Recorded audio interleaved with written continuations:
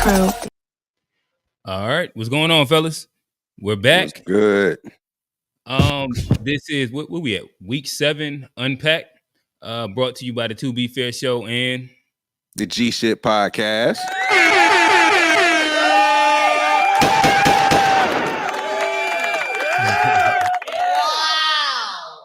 All right, so again, we got part 2. Last week we kind of left on a cliffhanger. What is Black culture? Part 2.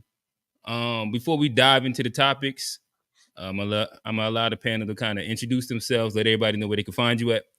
Start from G. Appreciate everybody joining. G, host of the G Shit Podcast. You can follow on all platforms. Just search GSHPOD. Thank y'all for tuning in. Hi. Johnny. It's Johnny P.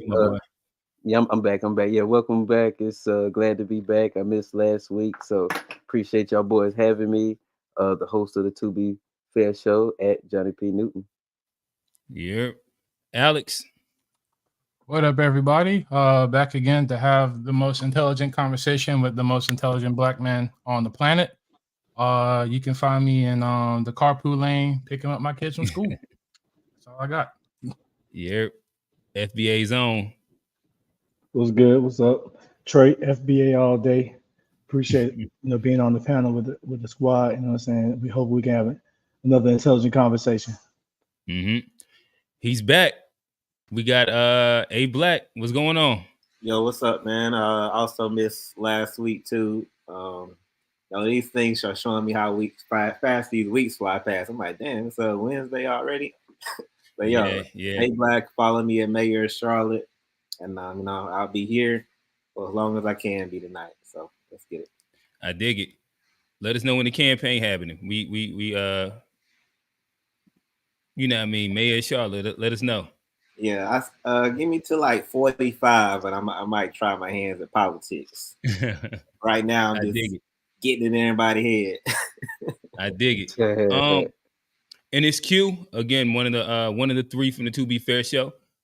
So what is Black culture? I want to start us off with a quick meme. This isn't one of the topics that's listed, but I think it'll be an interesting conversation to start off with. I'll push play and then we can talk about it. Our right to work.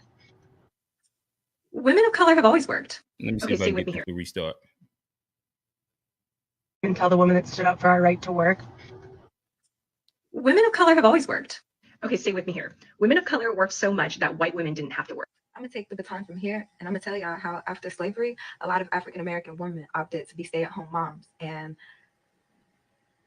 they won't have that. So a lot of cities passed laws that forced Black women to go back to. Please let me add on to this. Oh, come on in and let's learn something new. We've all seen this article floating around, but the story gets a little juicier. Let's go on a quick little journey. Now, this article is from Greensville, South Carolina Daily News, and it was printed on October 2nd, 1918.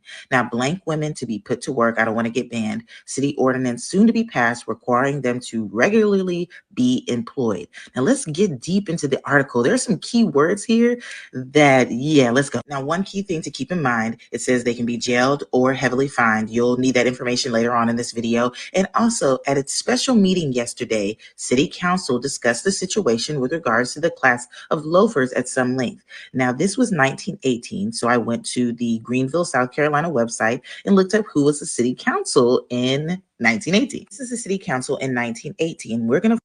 I ain't gonna drag y'all all the way out, but that's a little background for a quick question I have for y'all.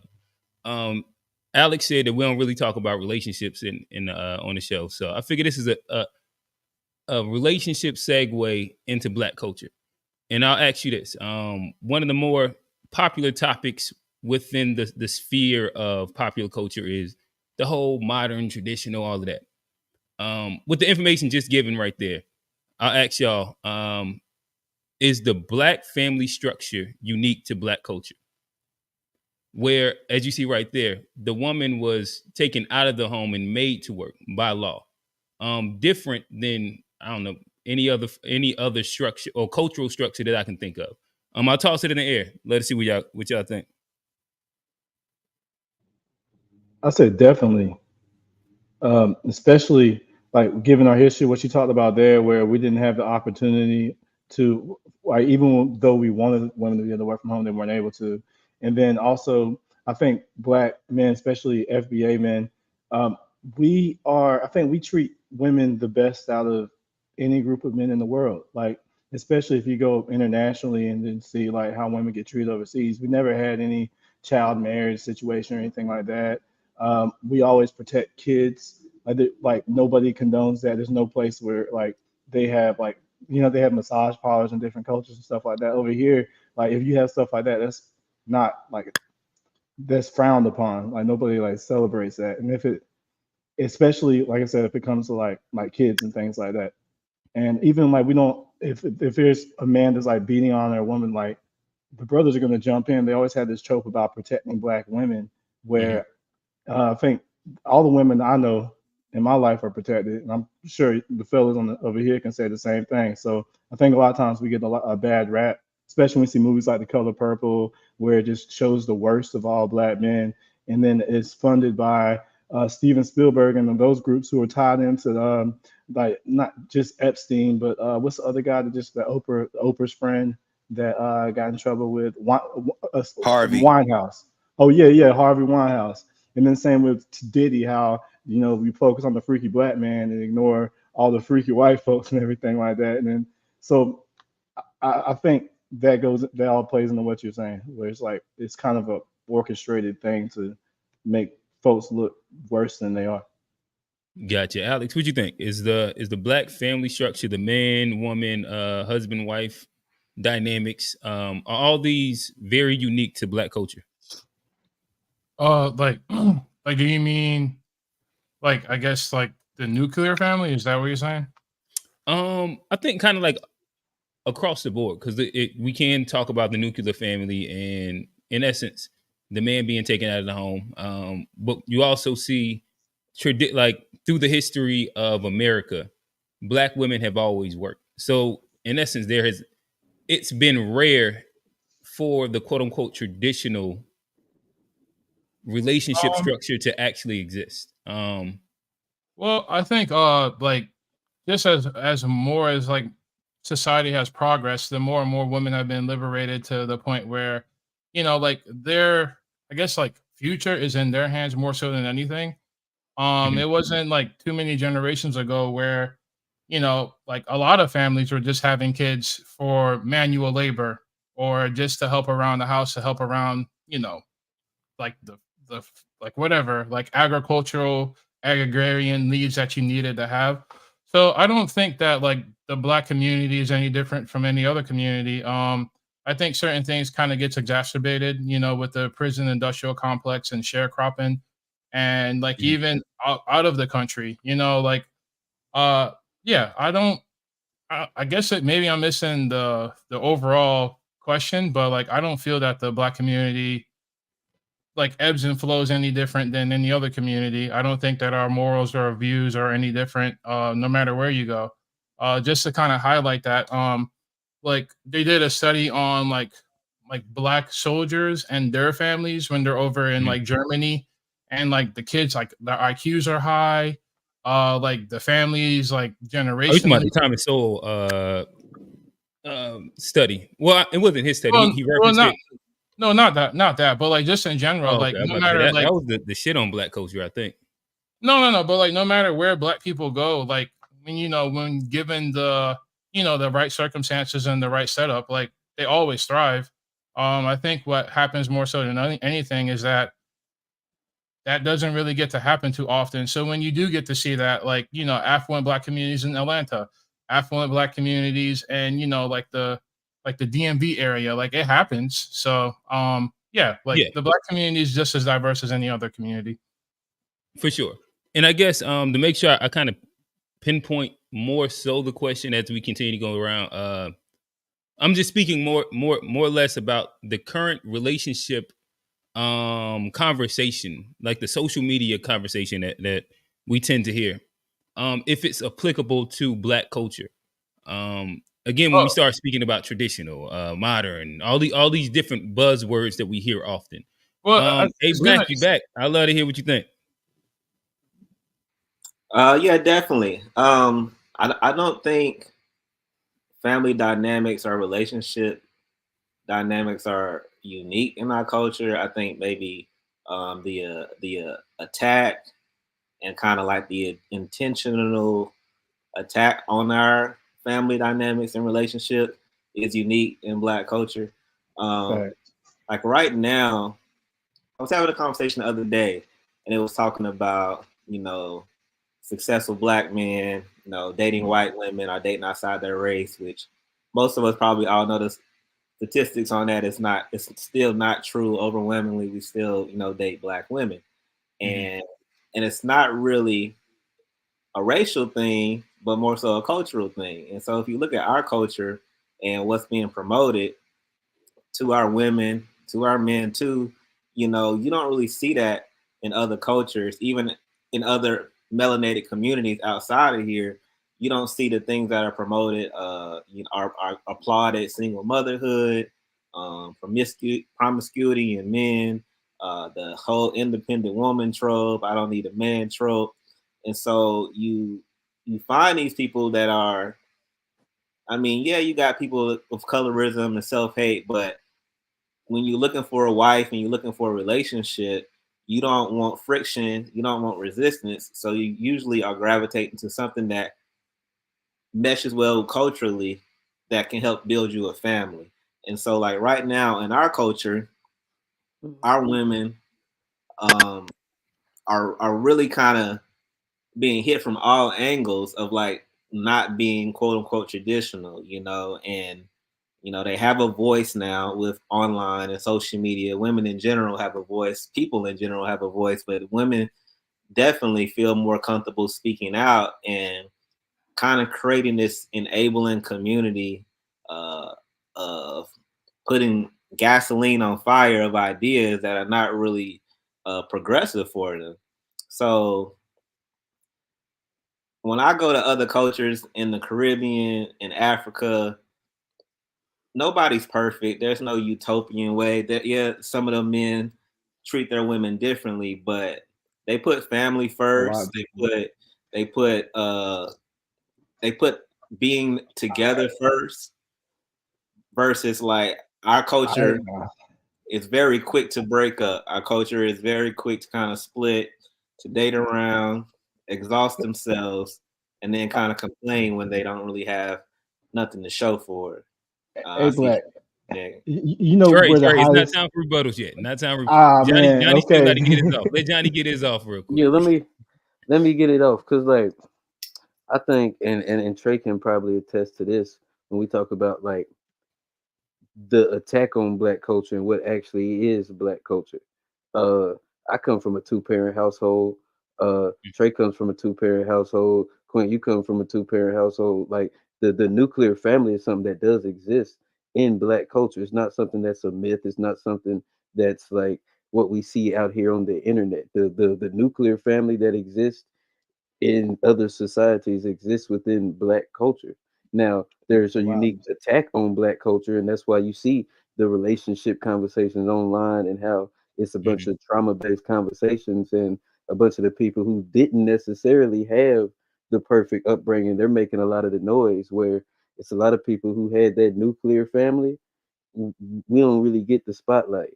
Also, I'll say like the next generation, even white people are dealing with a lot of like mixed families when it comes to like divorce and you having like step kids and stuff. I don't think that's something that's also just unique to black culture. I think that's something that if you look across the board, you're seeing divorce rates high within every community and mixed families high within every community. So I don't think that's just something you can just pinpoint on black culture or our relationships. Yeah, I agree.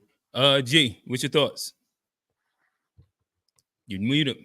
I think black culture is wait, let me make sure I answer this the right way. The question was The is current relationship conversation. That is based. Yeah, just the current relationship conversation as it exists. And how it fits within like the schism of the history of black culture and the family structure and what it's been allowed or not allowed to kind of like be. Yeah, I think it's definitely unique to the Black experience. For a lot of the reasons everyone just mentioned, like it's a unique experience, and when your family has been here generationally, that means certain things have been passed down generationally as well.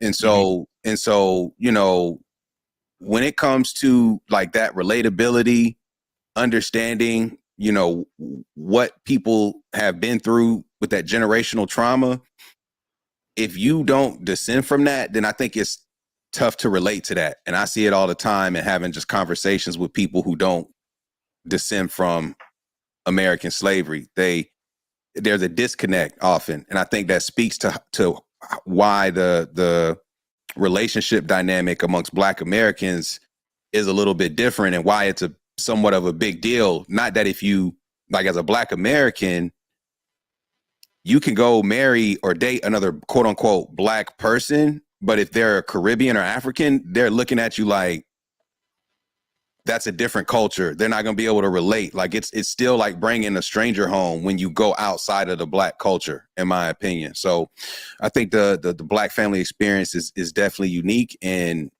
it's because of our history here in this country. Mm-hmm. Okay, gotcha. All right. So I guess I did want to hear Trado respond. I think Yeah. Trey had something. Maybe let's try and spend like under 5 minutes, and then we're gonna kind of move into the real topics.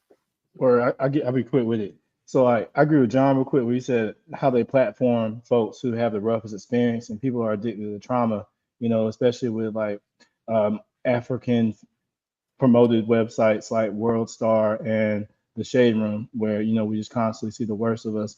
And A Black, I agree with you where he said that we're deliberately sabotaged, and they push a lot of negativity onto our women, whether it's like the people who are in the industry that push, you know, women to talk about topics that aren't good, the same way they did the men with the prison, the school to prison pipeline. Now it's like the thought to like Planned Parenthood pipeline. Even like recently, I saw they gave Megan Thee Stallion a Planned Parenthood award, which I didn't even know they did that. Yeah, like she got an abortion clinic award. But but just as far as what gold medal, bro. She out here. Yeah, but with I don't know what you have to do to earn that, but anyway, A Black, you were saying the Caribbean overseas. Do you know where they have the highest paternity fraud rates in the world? Number 1, Jamaica. Number 2, Nigeria. So this whole thing when we talk about Black American women and we big up places that have stuff like that going on, and also look at Dirty Wine, and we look at Trina, Lil Kim, Foxy Brown, Uncle Luke. All of them are from outside of our culture. So it seems like the degeneracy really picked up when we quit gatekeeping our culture and allowed like all this stuff to flood in.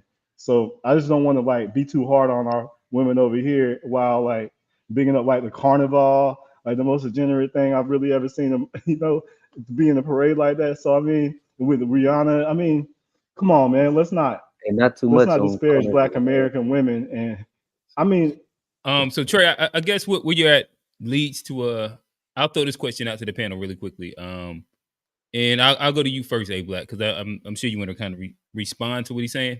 I got more too. So typically we hear like the terms like the independent woman, Black women are masculine. Like a lot of these terms are thrown out at Black women. Would y'all say that the plight of the Black woman is extremely unique, given again some of these circumstances outlined, and there should be more grace given? A Black, respond, and then of course I love to hear your thoughts on the question. Yeah, definitely. I mean, the plight of the Black woman is unique, I think, compared to white women, if you even want to say they have plight. But like, once again, I mean, you can talk about statistics and things like that. I only can go off experience, you know, what I see, who I meet when I travel. So I feel like Black American women are the most privileged women out of all Black women in the world, like all melanated women in the world, as far as their benefits, their access to opportunity, their access to progress, to growth. They are the freest women on the planet. And Can I ask a clarifying question real quick? Are you saying Black women don't have a plight here? I just want to make sure I heard that correct. Are you saying there is no plight for Black women here? No, I said their plight is unique. Just in general. Talking about Are you talking women. about the diaspora or women in general? Are you talking about all Black women? The diaspora, Black women, Black Oh, okay. American women. Okay, let's. Like all women face different plights and ills. You know, you can go to Ethiopia and have female castration. You can go to the Congo and women getting killed and getting dismembered. Like everybody's kind of facing different forms of oppression, different forms of plight. But what I was saying was in all of that, because it's not the oppression Olympics, Black women in America have the most access to opportunity. They have the most access to benefit, to grow. They can travel the world. They can do a lot of things that women of color in other places can't do as easily. And it doesn't make their plight any less than, but just like us as Black men, you know, we have privileges, like we always speak on, you know, be on this platform in itself. We have privileges that other Black men just don't have, you know, and you know, we can look at numbers. We are a very small percentage if you look at us number wise, but Black Americans as a whole are the most privileged Black people on the planet. Earned privilege though, bro. Earned. Can I hop in there? I didn't earn it. I didn't say you said Black Americans are the most privileged people on the planet. Did I hear? No, you you said Black people. Black women. He said Black American women. If you compare populace, if you compare people of color around the world, if you go to Brazil, this is an interesting little space to get into. If you go to all the different pockets where Black people exist, Black Americans not only are the wealthiest, but the most privileged. Now you can combine different parts of Nigeria. They have a lot of millionaires in different areas, but just in general, our small little 12% has more money economically or education than almost any entity in the world. Isn't that a shame though? Hey, let me. Because whose fault is that? Hold on. I guess like that seems like a really interesting nugget to get into. Hey, can I hop in there? Johnny, I'm throwing straight to you. Okay. And I would like for you to answer, and I think that's interesting for everybody to answer. Do y'all believe that Black Americans are the most privileged Black people in the world? Yeah, and what was the original question about the Black women's plight in America? Okay, all right. So the original question was pretty much given like the tropes that are said. The independent woman, Black women are masculine, XYZ. Right. But also Black women's plight is very unique. I.e., we just seen a story about how they were forced to work. And so with that said, the history of being a Black woman in America is very unique. Should there be more grace given to what the current quote unquote condition of different parts of the populace of Black women is? No, I absolutely think there should be more grace. But also answer A Black's at the end of it. Okay, not like what A Black was gonna say. I was gonna round it about like I got you. The Black woman's struggle in America about being independent and masculine and stuff. And what A Black said was the Black American woman has the most privilege out of well, he said Black people in general have the most privilege of all Black people. Which in turn means the Black woman. It's kind of but I think they use that to weaponize the Black woman against the Black man in America is by giving them the independence, by giving them the ability to go out there and work and them not necessarily need the man in a certain way. It allows them to drive a divide within the Black community, which might not necessarily exist in other communities around in the diaspora. And I think they've empowered like the feminism and a lot of the isms in the Black community to drive a divide in between us and our Blackness. It's Black feminists, it's the LGBT, it's a lot of these other things that divide our community that keep us from being united. And I think they use women as one of those weapons against our When community. you say they, you mean The system, with the colonization, white supremacy, whatever we want to Crackers. refer to that system is, but I don't know exactly what we want to call it, but it's the system, the powers that be, the government. They want to keep the black community divided. damn, that's an interesting point. That cop, I don't know what's his name, Kofi, the black critic. Black Americans Yeah. are only privileged because of their proximity to white power. I want to jump in there But, too because I want to hear your answer to A Black's question, and then elaborate on where you was about to go. But are Black Americans the most privileged Black people across the diaspora? that's to me. You cutting out? Who you asking that to? Me or G? Oh, no, that's G. So like when we talk about privilege, you know how like that word is used in a way. So if we say you have white privilege, it's not like a positive thing, right? It's like bro. it's not a compliment to be like the most Yeah. privileged. And so Oh, the damn. what and Niggas so wanna be privileged. and so like it's just not it sounds like you got something that you didn't earn, So I right? think, ain't that what black people are Um, striving to be? Is like, ain't that we don't want privilege? No, my No, bad.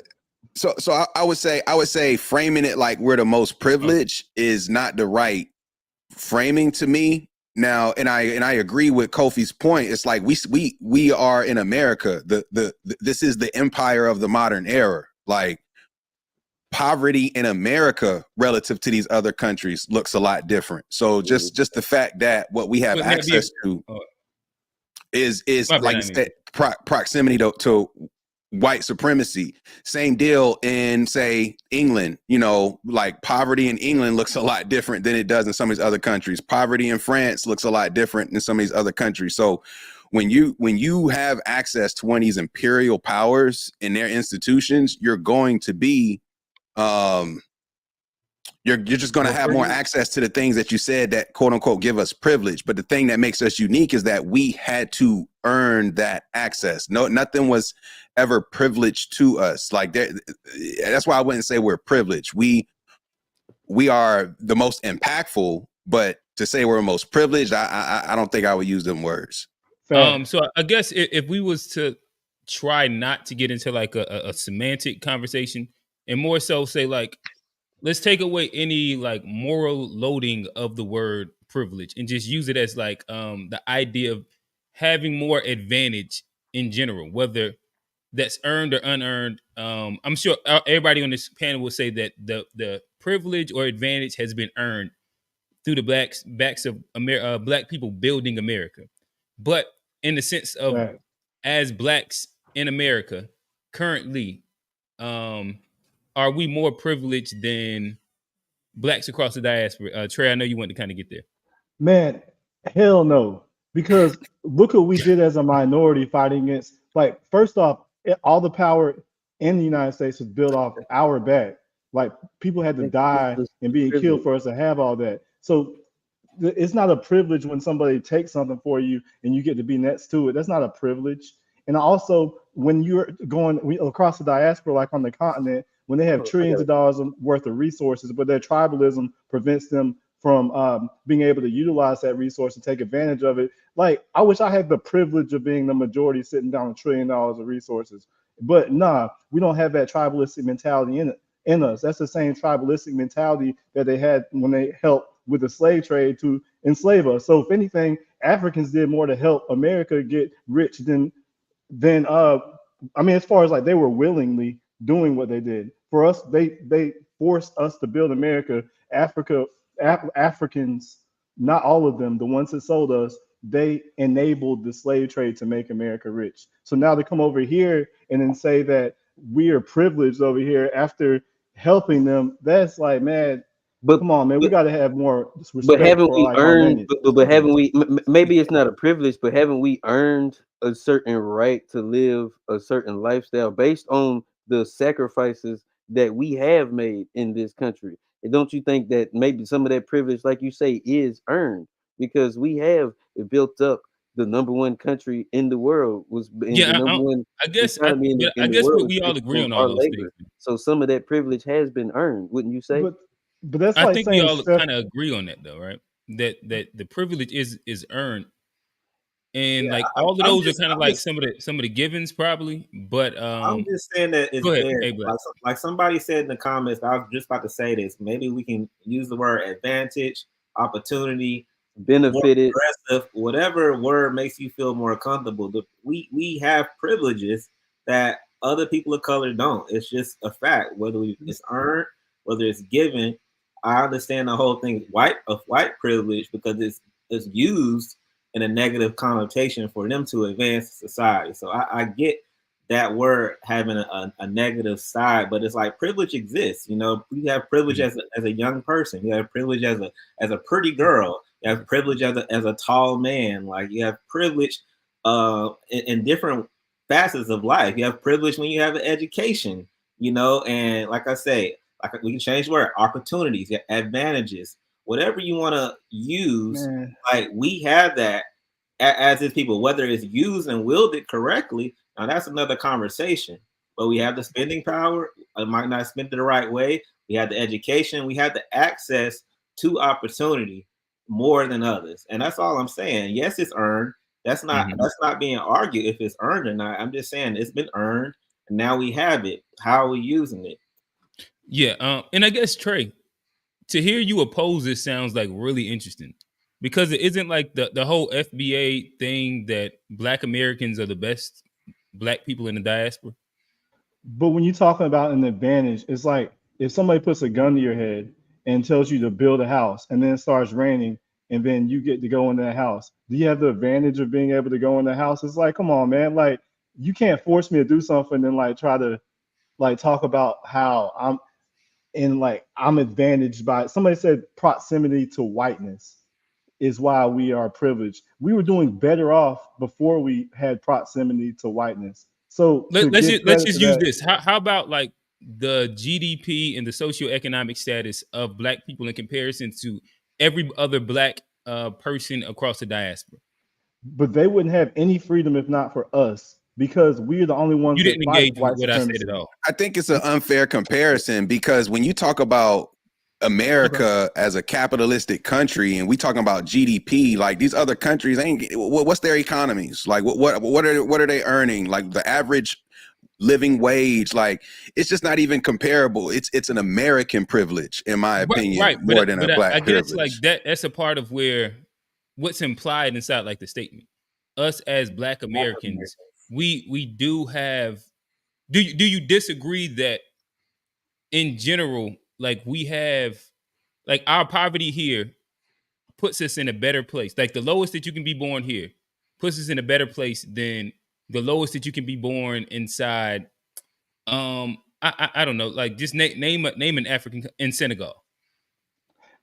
That's just difficult to say because we're like we did Gotcha. all the work because and I think that Well, they have a privilege. They have a privilege though because their I see. privilege is that I they're see the what you mean. majority and they have all these resources. But if they would just get together and fight back against the government or whatever they like to blame it on, then they would have a better privilege than us. So I can't just say that our like proximity to whiteness or being in America. I think our privilege is what's ingrained in us and our spirit, our rebellious spirit. That's the privilege. It has nothing to do with America or imperialism or white supremacy.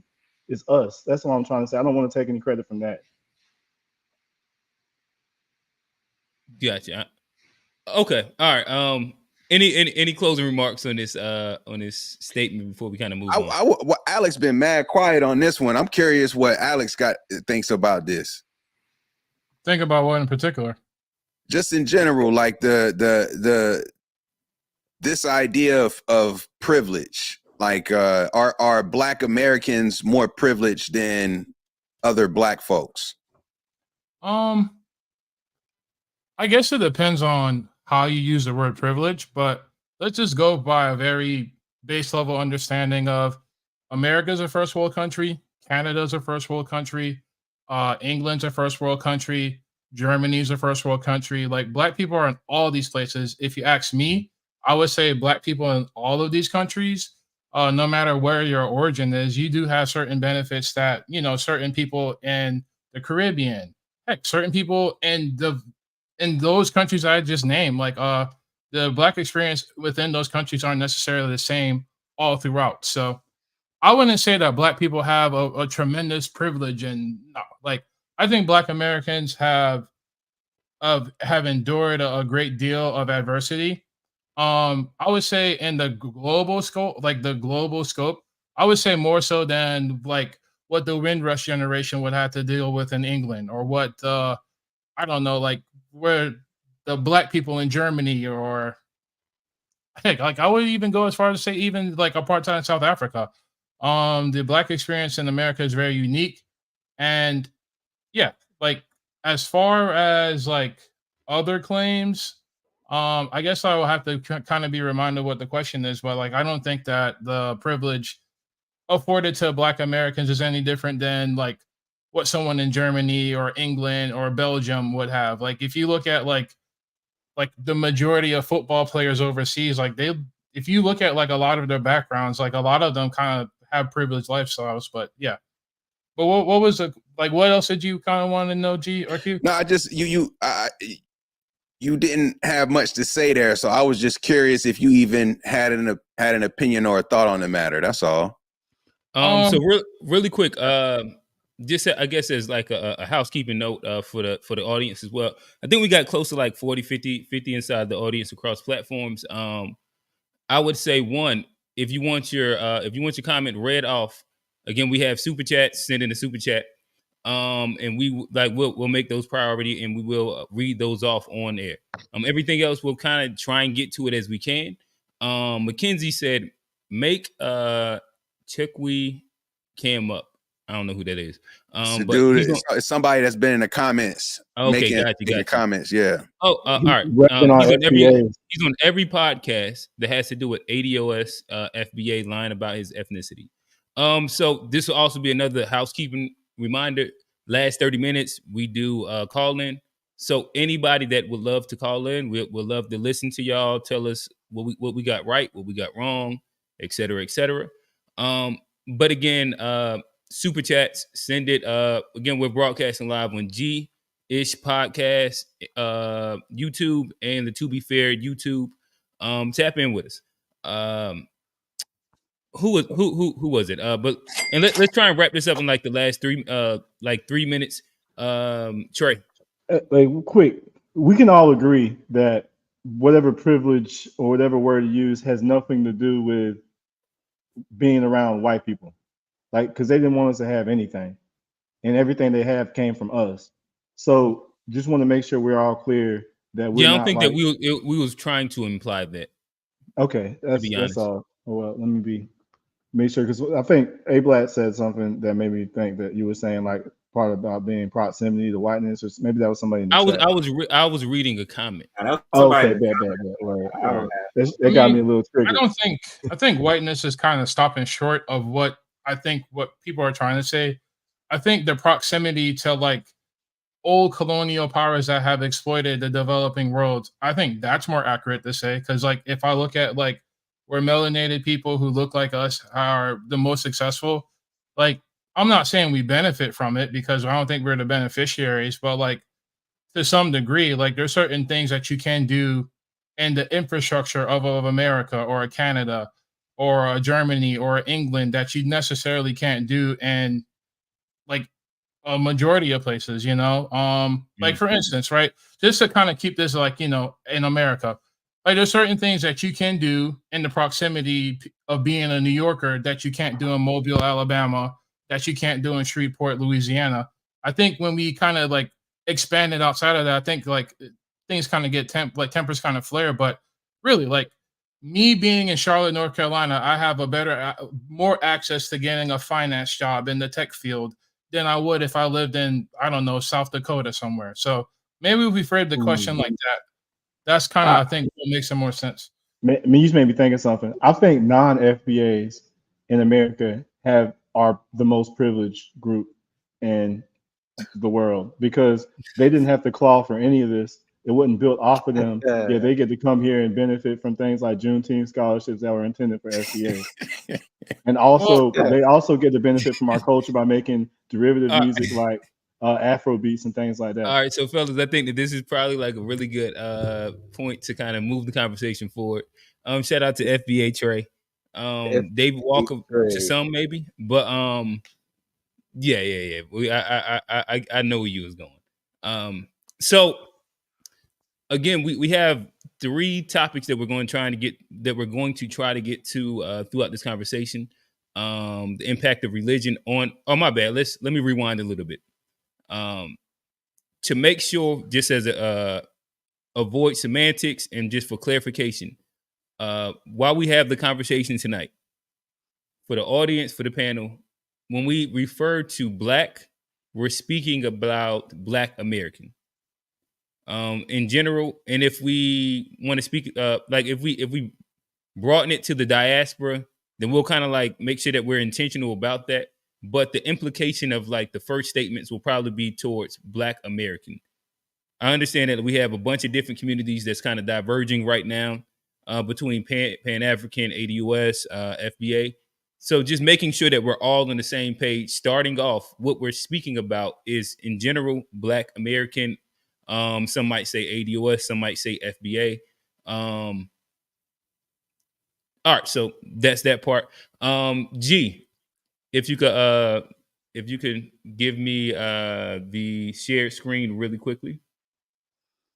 Got us. Where'd she go? Here we go. So this will lead us into the religion conversation. The impact of religion in Black culture in general. I'll throw this here. I'm sure that this conversation can kind of grow legs in many different ways. I'll start us here. I'll let y'all react, and we'll go from there. His religion back. And if you want to say, oh, well, it originated in Africa or whatever. But I'm just saying, when we're going to get a white man his religion back? And if you want to say, oh, well, it originated in Africa or whatever, when are we going to practice it the way that we practice it before they put chains on us and whipped us into submission and to practicing religion and spirituality the way they wanted us to practice it, in a way that continued the oppression upon our people that benefited them? When we going to give that type of religion back? When we going to create our own practices for the religions that we've had for eons?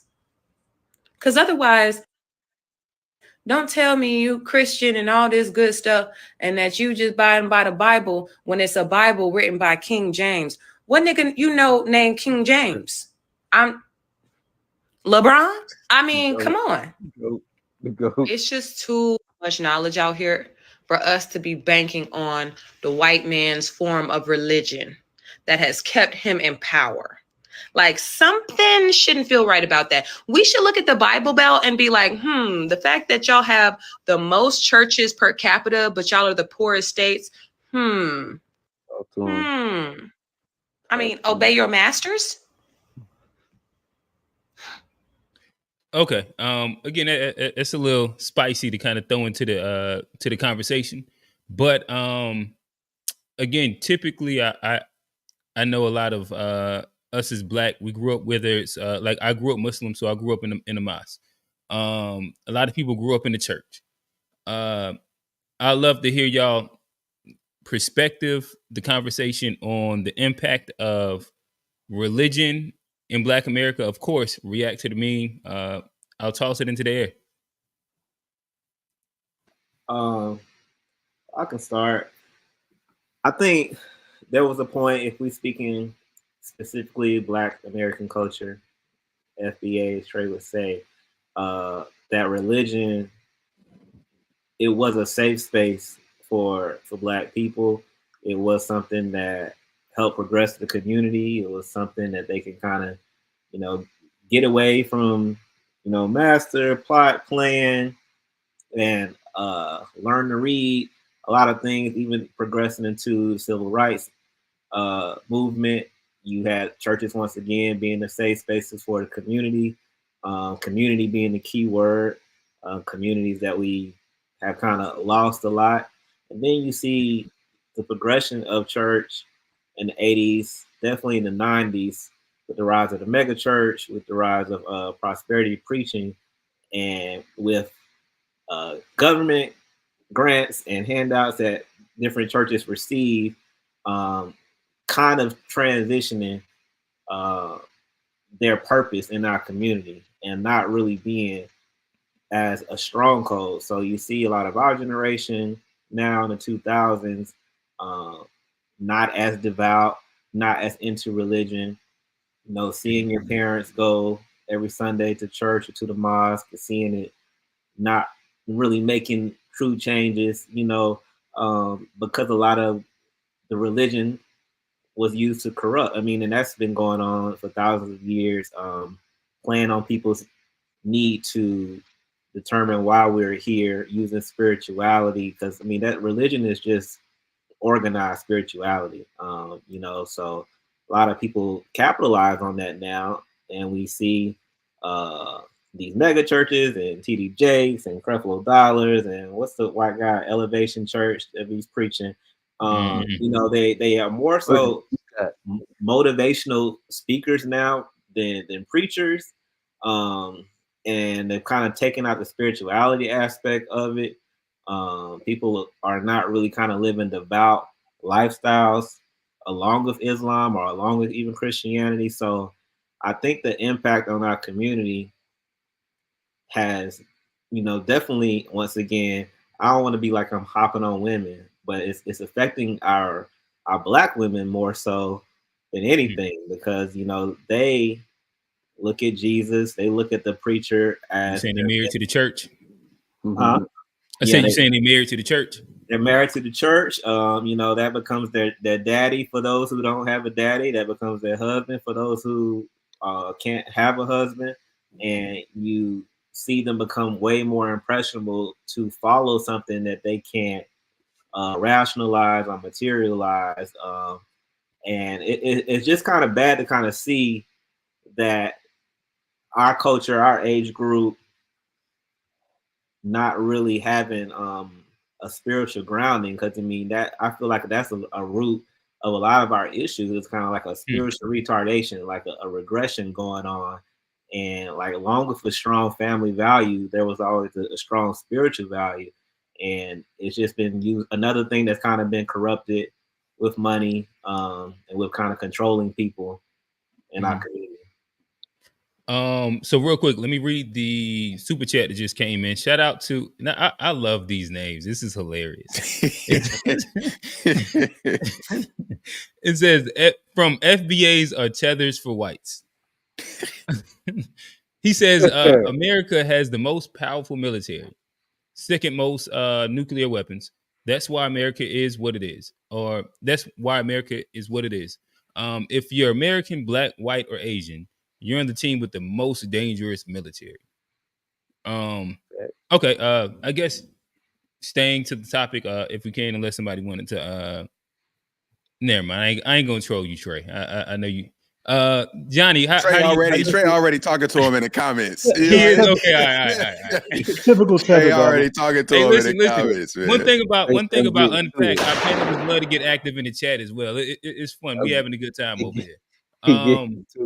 So Johnny, impact or should we say black culture and religion, net positive, net negative, what you think? I mean, that's a tough one. That's a very tough one, because I mean, there's a lot of positive that has come, especially when you talk early on in the formation of what we're doing here as Black Americans. If you look on the back end, it's been a lot of negative on the back end when it comes to religion, especially Christianity in particular, and how they have kind of sold us out to the benefit of a particular political party. And it, to me, I'd have to say net negative, based on the position that we're at now versus where we have been. It sucks to say. I mean, I don't want it to be that way, but if I look at it, I mean, I can't really see where it has benefited us over the last couple generations. Gotcha. Alex, net negative, net positive, impact of religion on Black culture. Kind of go back to what the sister was saying in the TikTok video. She kind of harped on creating our own practices, and while I understand where she's coming from, I think in the modern context, like going to church is more so a tradition than it is like a religious practice. For a lot of like, people like my mom's generation and older, like that's their sense of community. And I think the criticism that people often have with the Black church, it's not necessarily that it doesn't serve a purpose. It's more so that the vehicle that it used to be, where my bad. Yeah, the vehicle that it used to be for civil rights change and activism, like they kind of have like a different driver in the seat now that kind of doesn't really propel people to the same thing. Like the heart and soul is still there, but ultimately, I don't think that like, you know, on a visible level that you really have like, like your Malcolm X's and your Martin Luther Kings anymore. And I think it's due in great part to like just general capitalism. Like if you want to start a small business that doesn't get taxed, like start a church, like it's an easy way to make some money. And like I'm maybe this is just my experience, but as like, a kid who grew up like as a, with a Jamaican mom, like I grew up Adventist. And anytime I would go to Adventist church, like I would see nothing but Jamaican people, Caribbean people, and pretty much Hispanic people, and we're all kind of congregating together. But growing up, that was my sense of community, like to this day, like all like if someone has a wedding, someone has a funeral, like I consider them a part of my extended family. But would I say that like it's being used against my best benefit? Not really, because like I think to some degree, like we have like grassroots leaderships within our church that kind of steers everybody and kind of promotes like a collective, well-being whenever it comes to like how we make decisions.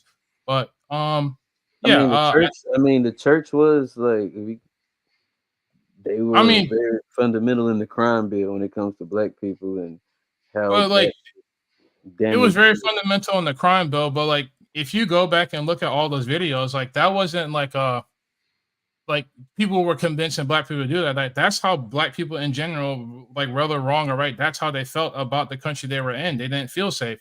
I think in hindsight we can kind of look back and say like, damn, we shouldn't have done that. But like if you would ask like, I don't know, someone's great, like, auntie back in them days, like they'll probably say like, yeah, like we want the crime bill. So I don't think the problem with the church is that it's a vehicle that's not being driven by the people that we hope that would be driven by or wanted to be driven by. But hey man, I'm like I said, like I grew up Adventist, but I'm an atheist, so I really have no dog in this fight. So Gotcha. G, I'll toss it to you. Do you say net negative, net positive, religion and its impact on Black culture? Should we move closer? Should we move further? What's your thoughts? I think in present day, it's one of the most negative things about Black culture, in my opinion. And when I say one of the most negative things, I'm speaking more so from the perspective of like the Black church, if you will. I think roughly 3 out of 4 Black Americans identify as some sort of Christian. And when I look at people's blind dedication to these institutions, how much they give without getting in return, I feel like it's just it's a imbalance there. Back in the day, to Alex's point, churches were like entities in the community that were actually doing things for the local communities. Whereas today, especially in a city like Durham, it's tons of churches everywhere.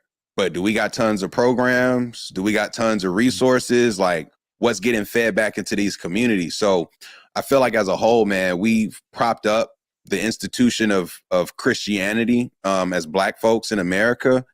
And I think it's an abusive dynamic, if I'm being honest. I think it's one that in modern day, it's more of like when you're in one of those relationships where you tell another person, you know, you need to leave, but yet they still stay knowing it's not best for them. I feel like that's the dynamic of Black folks in Christianity.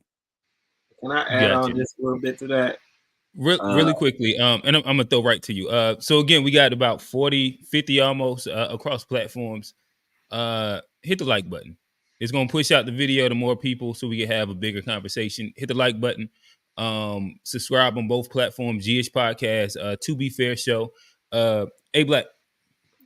Yeah, I was agreeing and piggybacking off Q and wanted to add that I also think it's a lot of fear surrounding calling out the Black church, you know, or even kind of having these conversations. Whereas, you know, it's blasphemous to some people, or you know, you don't believe in God if you have anything critical to say.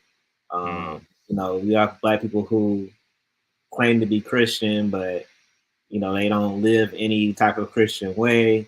They might go to church once, twice a year, but they will talk down to Muslims. They'll talk down to anybody who claims to be atheist or spiritual or anything else. It seems to be it's instilled a lot of fear in our community, just the church in general. Like, you know, if you don't do this, if you don't subscribe to this, then, you know, you're wrong, you're going to hell. So I just wanted to add that. Hey, can I Wait, let Trey go. I don't think Trey has spoken on the topic yet. Well, appreciate it. Man, first off, I've had great experiences with the Black church, and you know, I love my church family. It's like an integral part. That's how I met John and some of my best friends. So I think it depends on your church. I don't want to give them all a hard rap. I know they did a lot of things for the community at the church I was from, and even there's a community college down the street that's really they've improved that, and it's given a lot of people an opportunity that they wouldn't have before. But I think it's like a lot of our HBCUs, like the spirit of what it was intended for. A lot of it's kind of been like gone, you know, kind of been like watered down with different things coming in. But at the same time, I think a lot of the old mentalities are still present in the church. But I've been really digging into a lot of the historical artifacts and following ministers that know Hebrew and like can tell you the actual translations of the words. And like the lady in the video said in the clip that you showed, if we use the Bible and drop Christianity, which is a religion, and just take the words of Jesus Christ, you know, that's what they call him. Like, that's not even his name if you go by the real Bible. But not to go on a tangent, but if we go by that, I think it has a lot more benefit than you just maintaining, you know, the church that was built in slavery, where we learned Christianity, we learned Jesus was white. They changed his whole ethnicity, and then we all know that religion's been a tool to control. Like, I think more people have died from Christianity than they've saved, like with the Crusades and all that. And then, but at the same time, there's slave results that, like Nat Turner was studied the Bible. He saw himself in there, and also Gabriel Prosser and David Walker. And then you can get the Nation of Islam and Malcolm X. He talks about the Bible all the time too. So I think that's very constructive. And hey, can I let you John jump in.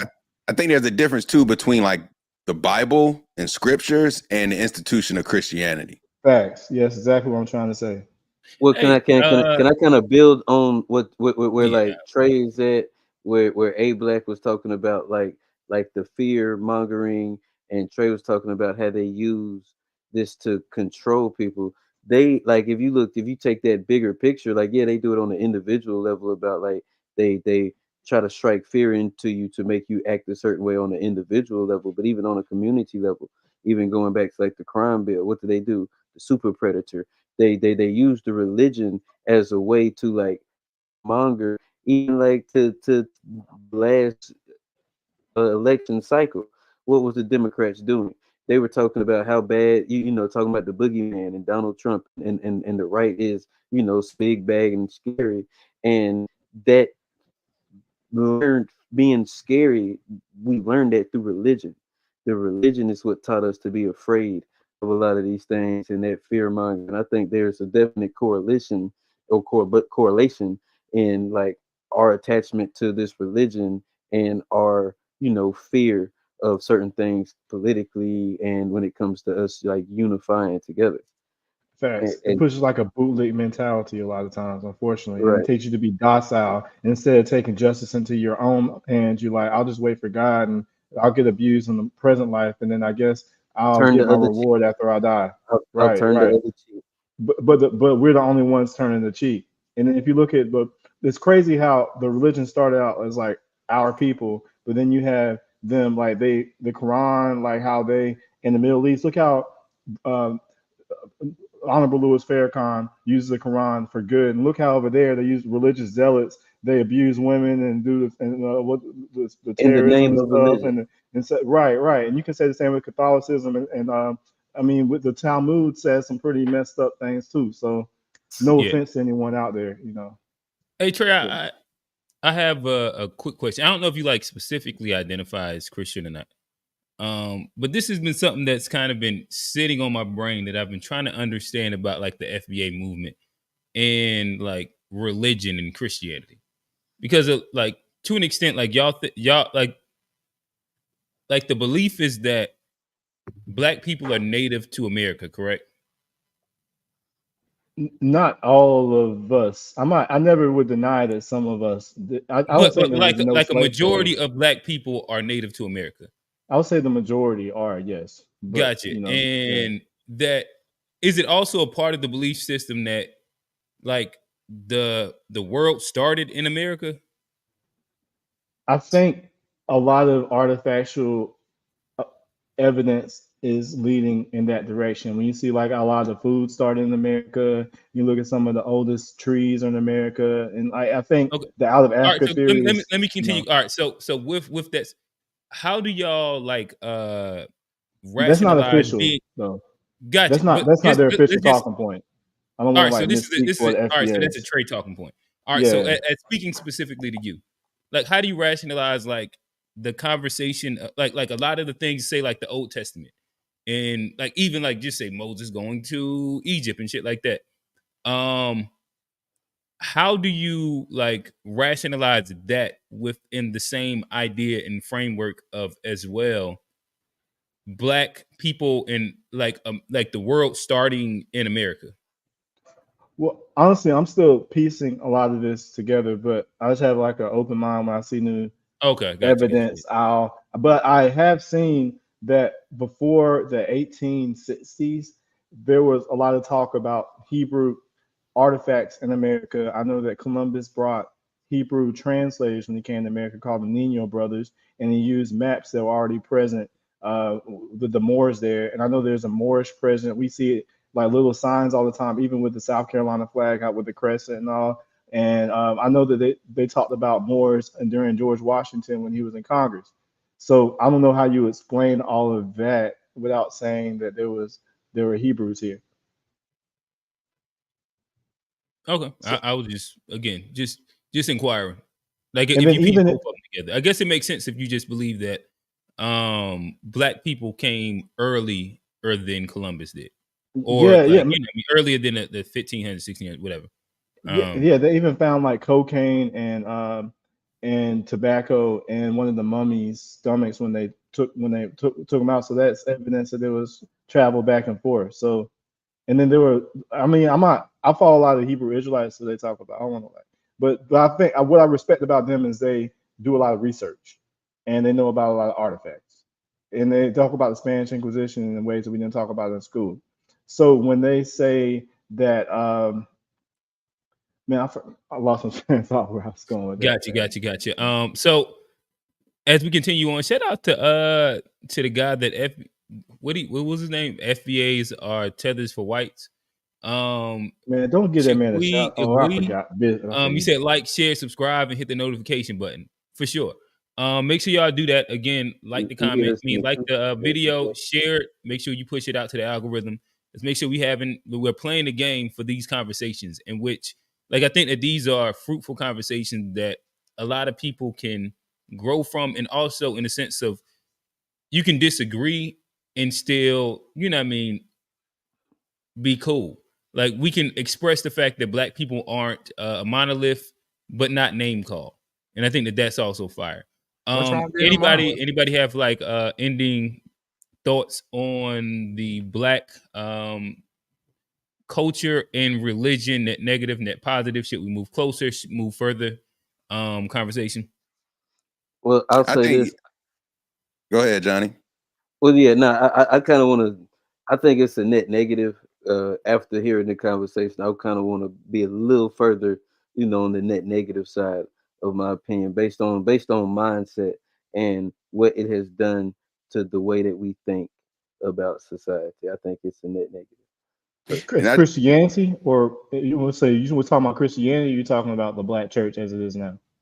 The I black mean, church. no, you talking about the Christianity? Okay, you're not Are you, talking about like the talking about Bible Johnny? and Jesus and all that. You You're say not what? like Are you you're talking to making me a or Johnny? distinction. No, He's as far talking as to like me. John's question, you're making the distinction Oh. between the Bible and like Christianity.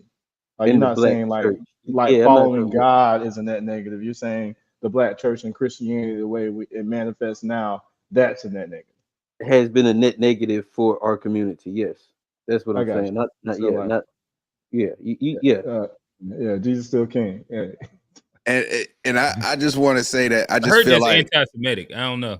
oh my goodness, I heard Candace Owens got fired for that. I don't know. I I was heard gonna that and this say is too. from the something to the something, but we ain't gonna do that. this is Yeah. the point I was gonna say is that I feel like overall religion has this way of just being like the exact opposite of what it claims to be, and that it's just super divisive. It is not the thing that brings people together. It just Right. splits people apart. Like Facts. rarely do you find people It's breaking always bread been that way.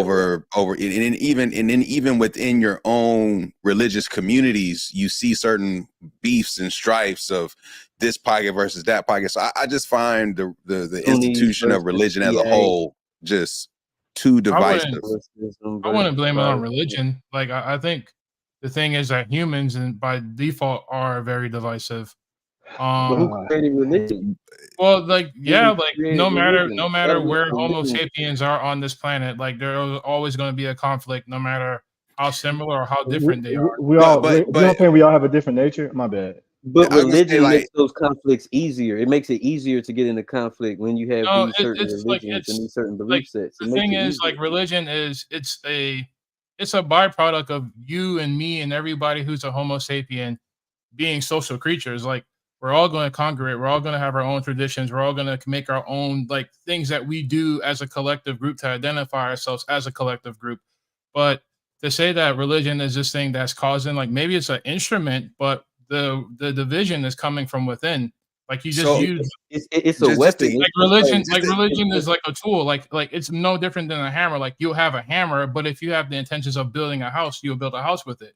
or If a you gun. already I have the think it's more division like a thing, you're gun going to than a use that. hammer. Huh? I say I disagree in that when you talk about religion, it is an institutional construct. Like this is like the talk about It's the a tool, though, Inquisitions, G. both, It's a but tool. it's more than just a tool. It's a man-made thing that was created for a reason, right? Yeah, And like the reason this why it is was created was to this keep is a people notebook. separate. This is a pen. If I want to write something mean to you, I'll write something mean. But that What doesn't mean that I the don't think institution of religion is pen and paper. paper. That's not what I don't think we're equating religion to pen and paper It's personally. a tool. Like you said it yourself, it's a man-made thing. Anything that's man-made is a tool. Like But you have what to. are tools made to do, right? Like It you makes it can eat easier. cereal out of a pot, but that's not what But the the pot thing, is made to like do. It's not a let's focus bowl. in on Christianity. The mass appeal of Christianity is a mass appeal of it. Like you can be rich and read it, you can be poor and read it. You False, can false, false, false, listen. Right. false. That It Gee, was like, forced. gee, can I talk, please? go Listen, ahead, but that what you're saying is false. no, like think Let me, about it. Like I'll put the you time can on. Let him be, Hey, finish. Let him Alex, I'm finish. two. You yeah, got 2 minutes. G, I'll give you two. Just we're getting Let him but like, into a back and yeah, forth. what I'm So we'll make saying that a is bit slow. like for instance, like you can have a 4x4, you can use that to bash your brother's head in, or you can use that to build a house. It's a tool at the end of the day. And the mass appeal of Christianity comes from the very hey, like it's literally a book for everybody. Like you can be a billionaire and cite like quotes from the Bible that kind of bolsters your position. You can be poor and find like inspiration in that Bible. Like you can be an enslaver and find reasons to justify your atrocities against humanity. You can be you can be like how Trey said, you can be Nat Turner and find inspiration to liberate yourself. So that's what I'm saying. Like at the end of the day, like religion is a tool, but the division and the like. But Alex, Hold on. I gotta The respond direct. division I is gotta coming from respond within. directly. Like, yeah, the division is coming from within. Like your Bible or your Quran or your I don't know any other religious So text. for one, The Alex, Torah, it's like one. So like it's interesting. One, you're an atheist having this opinion. So I don't even know what you believe in to have this opinion. One, so it's interesting to hear your perspective as a self-proclaimed atheist. I'm do just you saying need I to be find an that. astrophysics to understand how gravity works? I Do you think need to be a mechanic to drive a car? you don't even believe in what like hey, but hold you on. don't Hey, believe you so I want to get my point. I'm just saying I find it interesting that from an atheist perspective, like you're just seeing religion as a tool that's good or bad, and I think there's a difference between religion and a Bible and a book of scriptures. These are separate things. Religions use scriptures, and what you're pointing to is that, yeah, anybody can read the Bible and interpret it. Multiple religions are made off the back of the Bible, first and foremost. So everything that uses the Bible is not Christian. Okay. So to your point, like the Bible is one thing, but the institution of religion is something different. And when you want to talk about the widespread appeal of Christianity, it was through force. It was not just because people were like, oh yeah, oh, we love Jesus. No, like there was murder. It was force. Like this was not like Hey, G, you know what? Let me pray to Jesus and make because this makes life work. No, you either got down or laid down, and that's how Christianity spread through the world. So to say that it's like just this mass appeal, I think discredits like how religion actually spreads, and I think you're conflating the Bible, the Quran, these holy books that have been around before these religions existed. That's one thing. But the institution of these religions, Christianity, Judaism, Islam, Buddhism, Scientology, Rastafari, like there's so many different Catholicism. There's a lot of different things that use the Bible, but that doesn't necessarily mean that, it's one and the same. They're not the same You're thing. gatekeeping people's interpretation of a book?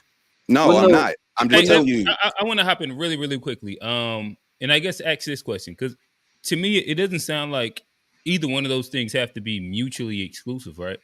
Like, could we agree that the Bible has been pretty much used as a conquering religion in itself?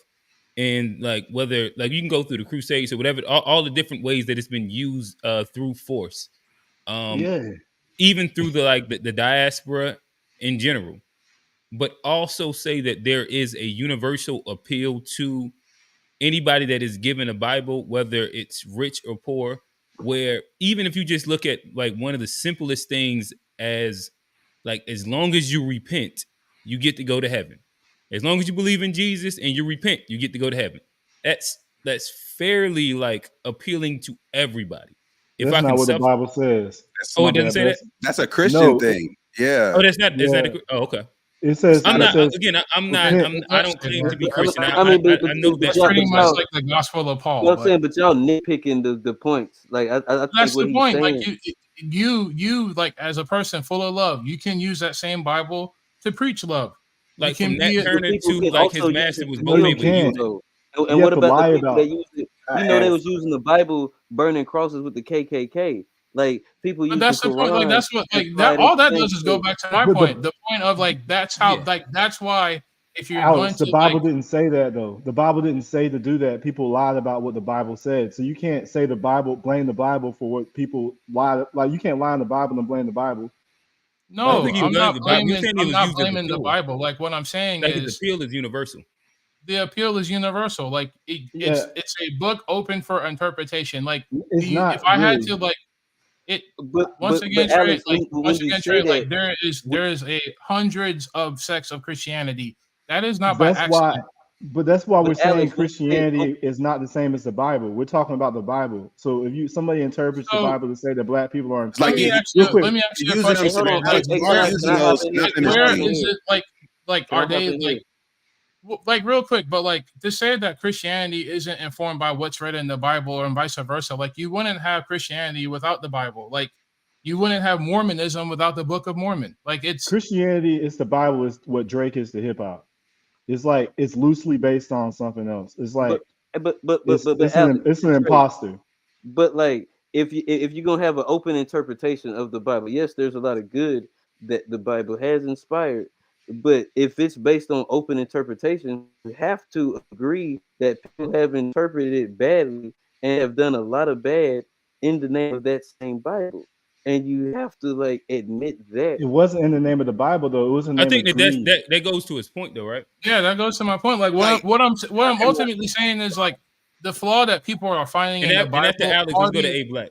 Yeah, what the flaw people are finding in the Bible and religious texts, it's the flaw is in humans. Like the flaw is in our inability to cooperate. The flaw is within us not being able to see each other as equals. But just to like you guys keep saying like the Bible and Christianity is two different things. Like I like once again, like this is kind of the interpretation, but like if you ask like not me, You don't agree with that? Hold I just on, want to make sure I understand. Are you saying that you don't agree with that? So I understand what you're saying. Like, look, like don't take my word for it. Go no, for real. Can you, I want to make sure I understand what you're saying. Like, I want to make sure I understand what you're saying. Like I'm asking a clarifying question. Are you saying that they are the same thing? Like I want to make sure I hear what you're saying. What I'm saying. The Bible is the text. Christianity is the church. Jesus is a leader and a prophet of the church. And how does he spread his word to his church? With the Bible. Like what you guys are saying is kind of like the Ten Commandments is just that's like not true, my brother. That's not true. But like once again, G, like this is something that you are free to interpret based upon your interpretation of the Bible. If you ask an Eastern Orthodox Christian, or you ask a Catholic, or you ask like anyone, like they're going to have a wildly different interpretation that pretty much is in line with what I just said. You know what they all have in common? They don't follow the Bible. Let's go to A Black. Let's go to A Black. Yeah, I gotta disagree with Alex here, man. Like I don't, for one, you can't minimize the Bible or religion. What's the question? You can't minimize it to just a tool, inanimate object. Religion is a philosophy. It's not a tool. And to say that, oh, it's how you use it. The vision is in us. It's not really, it's taught. The vision is taught, like racism is taught. Like all these different isms are taught to people. If you see a white baby and a black baby, they grow up, they'll love each other until somebody teaches them not to.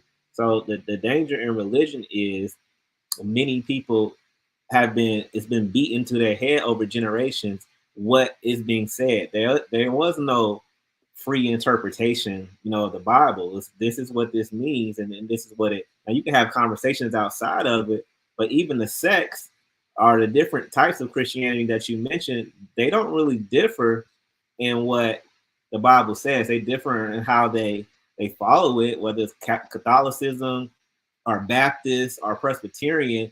They differ in their routines and in their traditions, in the way that they worship. But the Bible always stays the same. So, it is a tool of conquerors. And yeah, there have been exceptions. There are exceptional churches and exceptional preachers that are in the community. But they are the exception. Like overall, religion has been to control and to brainwash everybody in every country. Like it is the number one brainwashing tool. And you just said it. You just said the T word. You just said tool. It's the number one brainwashing philosophy, which is a tool in the world. But I'm saying you minimize tools are created differently. You minimize it to a tool like anybody can use it. Like a chainsaw is a tool, but if I don't know how to crank it up, it's just gonna sit there, like so. But a chainsaw way different than a gun when it comes to tools. Tools can be used as weapons. So it's like it gets semantic after a while. It's like, is it a tool? Is it a weapon? Is it this? Like it can be many things. But I think but Yes. A gun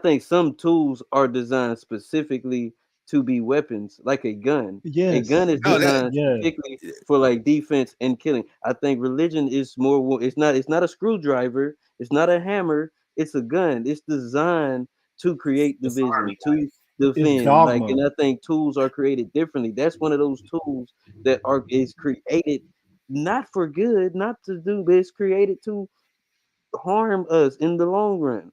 Hold on, I thought both of y'all agreed.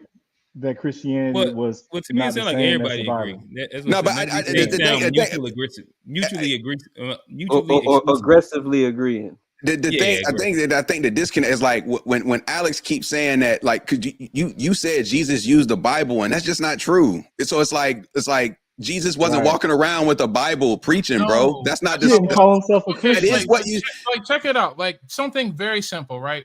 did. You If but I wait, ask, did you not say that? You did say that. Like you what is you the gotta Bible? realize What you is the said that. Bible? No, Is no. it not the word of God? Is it not? Okay, then. All right. But anyway, back to the point I was No, making. it's not. Like it's not. Like let's be clear. What you're saying is blasphemy at this point. So I want you to know that. The Bible is the word of God. How are you? No, Ooh. the Bible is an Old Testament, a New Testament, and it's not just like the quote unquote word. Like there are different Oh, I see. versions of the Bible at that too. Yeah, it's Plus, prophets. in addition, the It is Bible we the know today doesn't inspired include word of all the God. original books. So it's like we like what we're talking about, like the quote unquote what you're saying about the Bible. For example, Judaism, what do they use? The New Testament. From I mean, the No, Old no, no, no, Testament. no, no, no, no. Where the Old Testament of what book? They use the Torah. They use the Old Testament. and the Torah and the Talmud.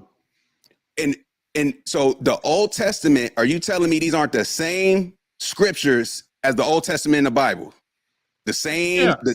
And just like how, Well, I like, think all of the books kind of refer just to like the, how to if the you're Old like Testament. if you practice Islam, This is but, what like, I'm just like how if saying. you practice It's Islam, and if you're reading it, like the book, like the Quran is a continuation of the New Testament, and just like if you're a Mormon, the Book of Mormon is a continuation of all those books. But like, let me Nah, just get G to this pointing out point. a logical fallacy, man. Let G, you ain't answering G question because you saying that if they're both using, if there are two separate religions that both use the let's Bible, stick to then one how point can and you stop say moving the field that the goal post. Bible is the same as religion? Because they're two separate religions that use the same source, and you're saying the Bible and the religion are the same, so that can't be true, right? A Bible and a religion aren't the same. They aren't the That's same. what. No, because anyone can read the Bible. What you guys are kind of trying to divorce from the book of text that inspires the church is the church. Christianity is a church. Where does it get its like authority and books and like doctrine and beliefs from? From a book of text that they believe is inspired by their divine entities. So ultimately, what I'm saying is just a bit back to my point. I grew up Adventist. If you ask me and anybody else, when are you supposed to go to church? You're supposed to observe the Sabbath. That's That's what the literally Bible says. But like that's what I'm saying. If you read the Bible, the Sabbath like begins on Friday night and it ends Saturday night. The majority of you probably go to church on Sunday and never observe the Sabbath. Have you? That's Catholicism. No, it's like that's That's where it came from. It came from Catholicism, like What? because Christianity is Catholicism. Even Easter is a pagan holiday. So the Bible, we're talking about the actual Word of God in the Bible, is different from Christianity. Because if you look at the Bible was put together during the conquest, after the Spanish Inquisition and the Reconquista, and after the Renaissance and all that over there. So it was used as a tool during the conquest. They made Christianity. But before that, the Bible was used by the Hebrews as like it was written in Hebrew for the Hebrew people. So But like what just like that we're point using that a you just corruption. mentioned, Trey, like they were conquesting, right? And they use the Bible as a tool. Hey, about 5 more But minutes left on it. they hijacked the Bible empire. though. If That's I all hijack I'm it, saying. Like, you can hijack it, you can read it, you can interpret it however you want. But at the end but of the that day, doesn't invalidate the source though. If somebody takes something and repurposes it, then that doesn't invalidate the source. all I'm saying is, as a husband and a father, whenever I get like the instructions from my kid to put together something, I'd rather it be one interpretation only, so that I can make sure that my kids can sleep at night, and so that my wife doesn't fuss at me. So all I'm saying is, if IKEA can give you instructions that are one interpretation only, it's either right or wrong. You kind of have to look at everything else the other way. So, bro, real quick, that's what What? draws I me don't to even people. understand. I don't even understand how he is tried that to be get going that over your off. head? Like, No, that's no. fine. He tried to say like it just Hey made man, so much hey, Chief put sense, up and that it one didn't. finger, so we gotta move on to the next thing. It did not make No, he's sense. trying to run. Bro, What but he that's said did not make sense. I get what you're saying. I think y'all are arguing non sequiturs, but you know what I mean. Whatever. This man said IKEA instructions in the Bible. Like, Yeah, I think his main thing was like one interpretation in it being able to like trace to a right or wrong in comparison to like the many different sects of a religion in which it's so many different interpretations in which it means that it is again, correct me if I'm incorrect, Alex, but that's the part that goes to the universal appeal, and that's neither loaded positive or negative morally. It's just the fact that Christianity has an appeal. Yeah, like there's certain things that you can't like you can't bullshit and be like someone who practices Islam. Like they're gonna call you out on it. Like, bro, like it's Ramadan. Why are you eating? Like they're like, hey man, like it's like is this like why are you eating pork? Why are you doing this? Like there is correct me if I'm wrong, Q. Like there is pretty much zero room for error or interpretation. Oh With no! Listen, to this day, if it's pepperoni pieces over here, my mama feels some kind of way. Don't worry about it. Yeah, that's haram. You I've know, like always that, wanted to call you. I've always been. Ooh, I know too many. you don't think it's no Muslim gangsters? Of course there is. Yeah. I was just, like he made it seem like Muslims are just the only strict, like they don't have like nobody does anything like off their deen, if you will. Like once again, like what I'm saying is the unique thing about Christianity is the mass appeal. Like you don't get me wrong, like you can have peace loving, like you can have this Q, is a compliment, and then you can have like pretty much the extremists, like in in the Middle East doing what they're doing. There is a spectrum of things, but once again, this is another religious text that is up for interpretation. Is not as widely and as open for interpretation that Christianity is, but like even like if you're gonna like not even let's take like Christianity out of it, like something like Buddhism, like or Hindu, like I don't think it's the same as Christianity, but it's still a tool that hey, if you want to live a good life, follow these tenets of Buddha, follow these tenets of Krishna, and they do that. Yo, can I tie it back to black culture real quick? Yeah. So real quick, let's put like a minute on it, then we're gonna kind of segue our way out of this one. I might not need a minute, but they said I read that the biggest movement, the fastest growing religion is Hebrew Israelites. And if we know that the original people of the It was Bible at are Dreamville black, Fest with the microphone. but those brothers studied the purple Bible. And gold, boy, I ain't gonna lie to you. 3 like years in a row. dog. I say, God damn. You know what I'm saying? So if you read the Bible, I don't think anybody has more of a connection, like no culture's been like fits the narrative of the Bible than black Americans. As far as like going into bondage and the spirituality, and we are known for soul. So if the original people of the Bible are black, and we know that they changed the ethnicity of the Bible and they put in the plantation and they preyed on our innate spiritual nature in order to deceive us. I guess we're not going to have time to discuss it, but I was curious y'all's thoughts on black people instead of going off of the interpretations, learning Hebrew, learning the Word of God, and then following the directives of God as far as like treat your brother like yourself and like all the good things that the Bible should be about. Don't you think that could be a good thing for black culture? Possibly. Next episode on Dragon Ball Z. We'll we'll get to that one. Hey, G, send me to the shared screen. Again, let's got the timer up. Oh, it does. All right, hold on. Should be good now. Just changing pace a little bit. Again, chat, hit the like button, hop in the chat, converse with us. Let's talk. I'm gonna push play. I think this was sent in from a panelist. We can react to it, and this will kind of like segue us into some cultural critiques for Black people, I'll cultural critiques possibly. or things that we do really, really well? We have to get out and go do for self in our own communities. So define do for self.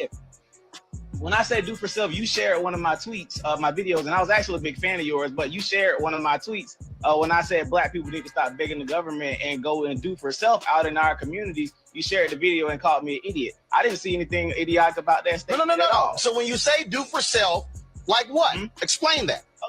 Okay, for example, here in Albany, Georgia, we complain about our school systems a lot. Many of our young men can't read.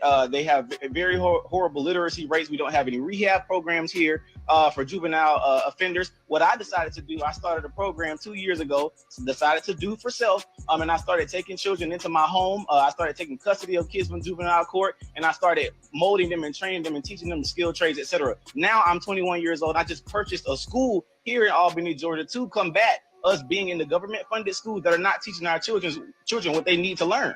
So that's what I mean by do for self, simply getting up and going out and do it. So I beat the stereotype that I'm young, Black in America, and I can't do anything because somebody's holding me down. Absolutely not. So a question. Teenagers went and go ahead. Me and some teenagers went and bought a school, and we just bought a school bus simply from going out and doing work. We decided to go fix our own communities. I'm not expecting anything from no politician. I'm not expecting nothing from Donald Trump, Joe Biden, or nobody. We're going to go do it for ourselves, and that's what I believe we need to be doing. I can vote, sure, but nothing's going to change in our community. So you went to...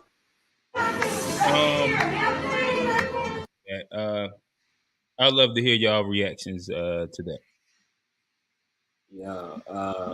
I remember actually seeing this live, and like I was just kind of clapping because I already don't like Roland Martin, and maybe I'm fat phobic. I just don't trust fat Black men anyway. He's a goofy ableist. I don't know. It's a bunch of isms. I think he thought he had a gotcha moment with that kid, and he came with it. Like, this is what I'm actually doing, because a lot of us are intellectual. A lot of us can talk and say a lot of the smart things, but there's very few organizers. There's very few put in action to their words, and that was a moment where he got proved wrong on his own show, because he was about to hit him with it. Well, what are you doing? And before he could, he like, this is what I'm doing. This is why I stand on do for self, because I'm doing for self. And Roland is an instigator. He's a person that sits on these platforms and just talks about things. But maybe any of y'all know, I don't know what Roland Martin has done for our community at all, other than sit on TV and talk. But yeah, I thought that was a dope moment just to even learn about that young man. I was surprised they didn't go to commercial on. Yeah, no, that's a fact. Shout out to the Nation of Islam. Do for self. That's one of those, main pillars or things that you'll hear him say often. Trey. You muted, Trey. Hey, Black, would you consider Roland Martin a fat, goofy tether?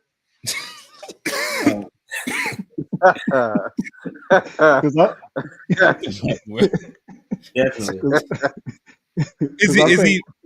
Is he not like he should be able to be? He's Haitian. Later, we're gonna have a conversation about how divisive this like FBA movement can be for like the progression of Black people. Man, we don't want. Let's stay where we at right now. I enjoy the laughter. Go ahead. I ain't gonna be a buzz. He can still be Americanized, and I remember you mentioned Lil Kim and all these people earlier. Just because you're from these islands or from these places, don't mean you're still not a Black American. Yes, it does. That's exactly what it means.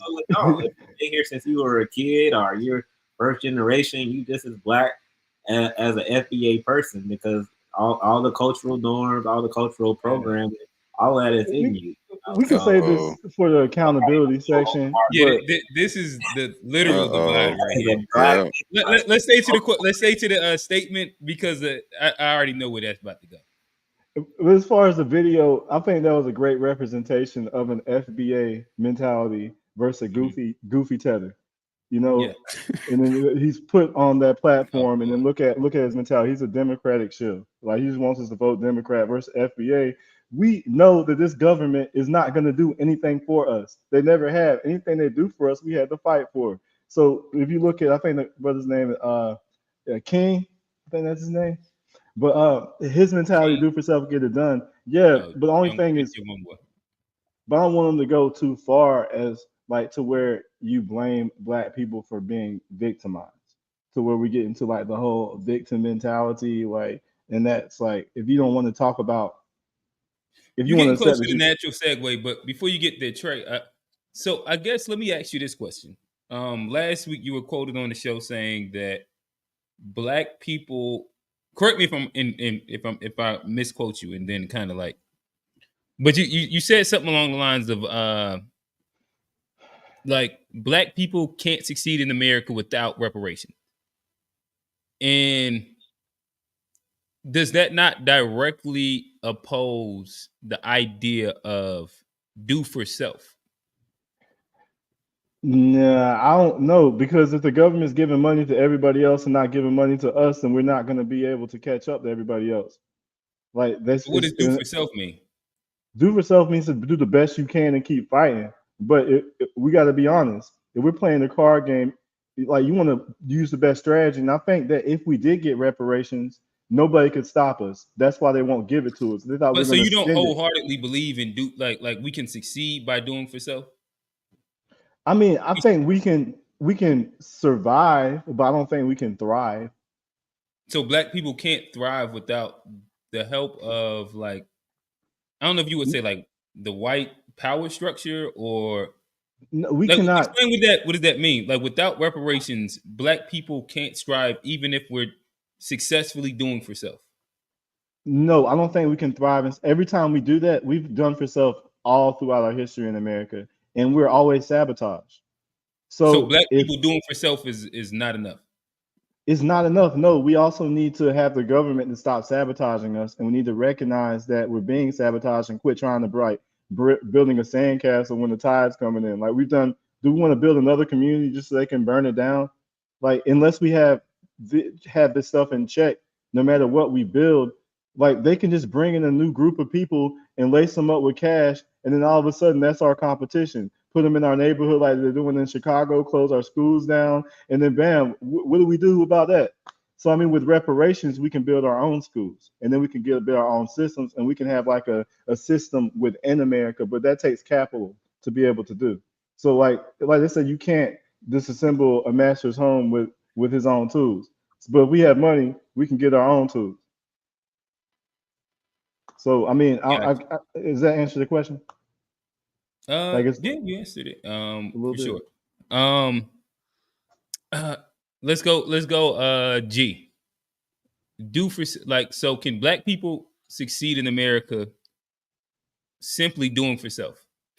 I think the answer is yes, but I think we also got to acknowledge the fact that once you reach a certain level of success, the way that this thing is built, they're going to try and tear it down. Like I don't think any form of reparations will ever change that. So because of that, I feel like, yeah, like we can do for self, but I think also part of doing for self is truly understanding that we don't have allies to lean on in this. Yes, we have to work with people. We have to live like we are here. This is just as much what we've built. But the reality is that, you know, we were brought here against our will, put in slavery against our will. Like we aren't at the seat where we're making all the decisions for how all this stuff works.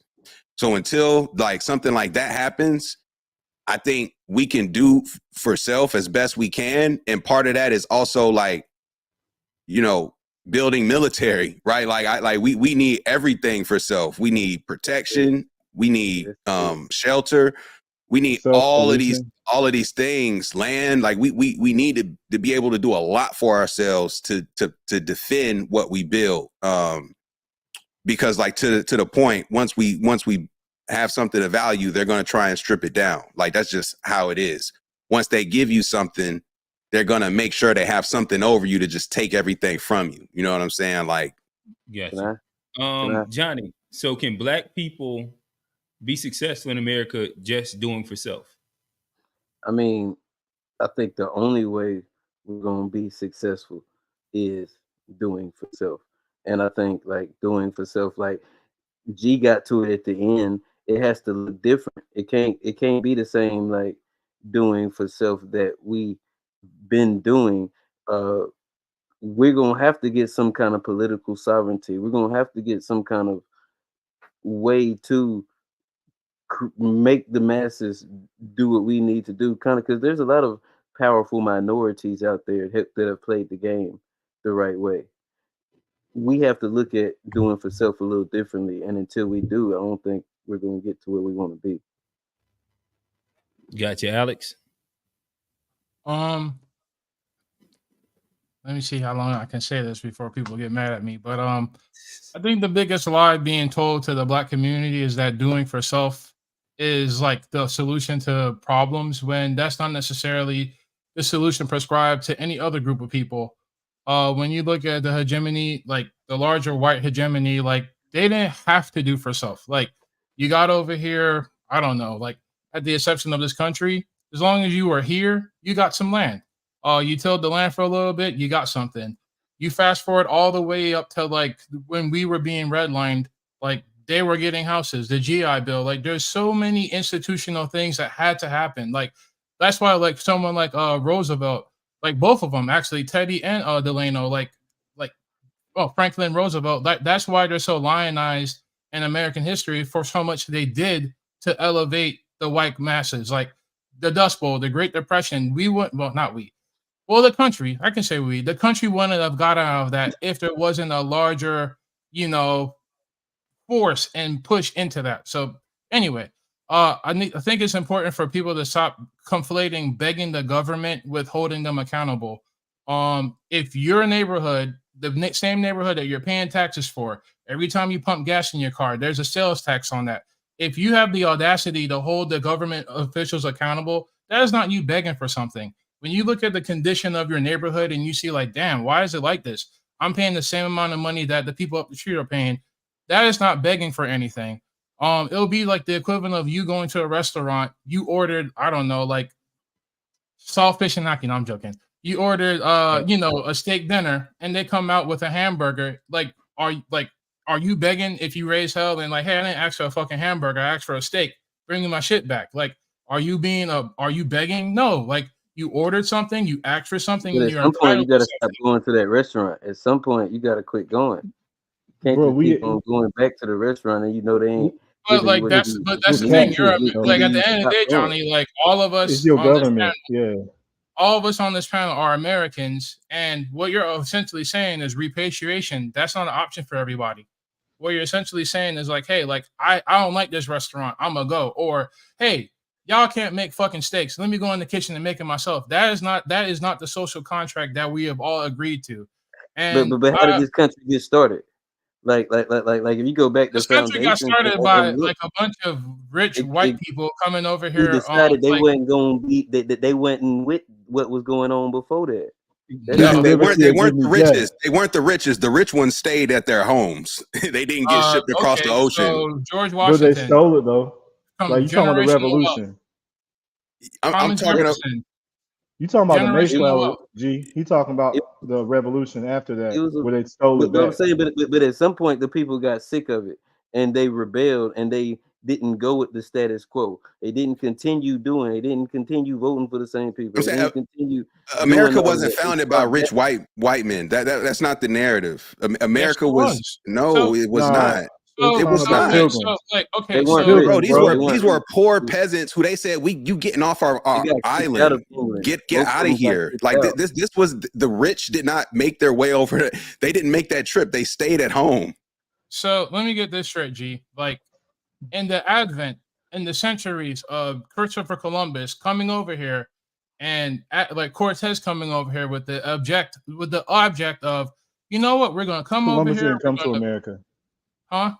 Columbus never came to America. He went to the Cortez Caribbean. did. If you don't count South America. No, I mean it's Mexico. But I thought we were talking about America. But I feel what you're saying. But like what I'm saying you're talking about Plymouth Rock, which is America, and those were peasants.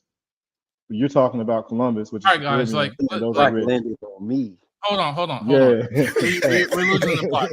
When I'm saying, just for clarification, what I'm saying is when you're talking about George Washington, Thomas Jefferson. He's not a first generation American, like America. George Washington. What year was that, bro? So with this logic, like what are we even talking about? Like the first colony was so let established me get this in straight, G. Like hundreds of years before like, that. am I pulling it out of thin air that George Washington and Thomas Jefferson and James Madison are like the founding fathers of this country?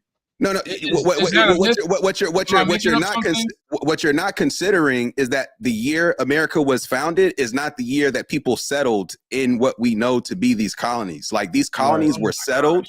Nobody, I don't know what you're oh my goshing for. Why don't you go look up when America became like the original 13 colonies and came together? That's the America that you're talking about. That's what you're talking about.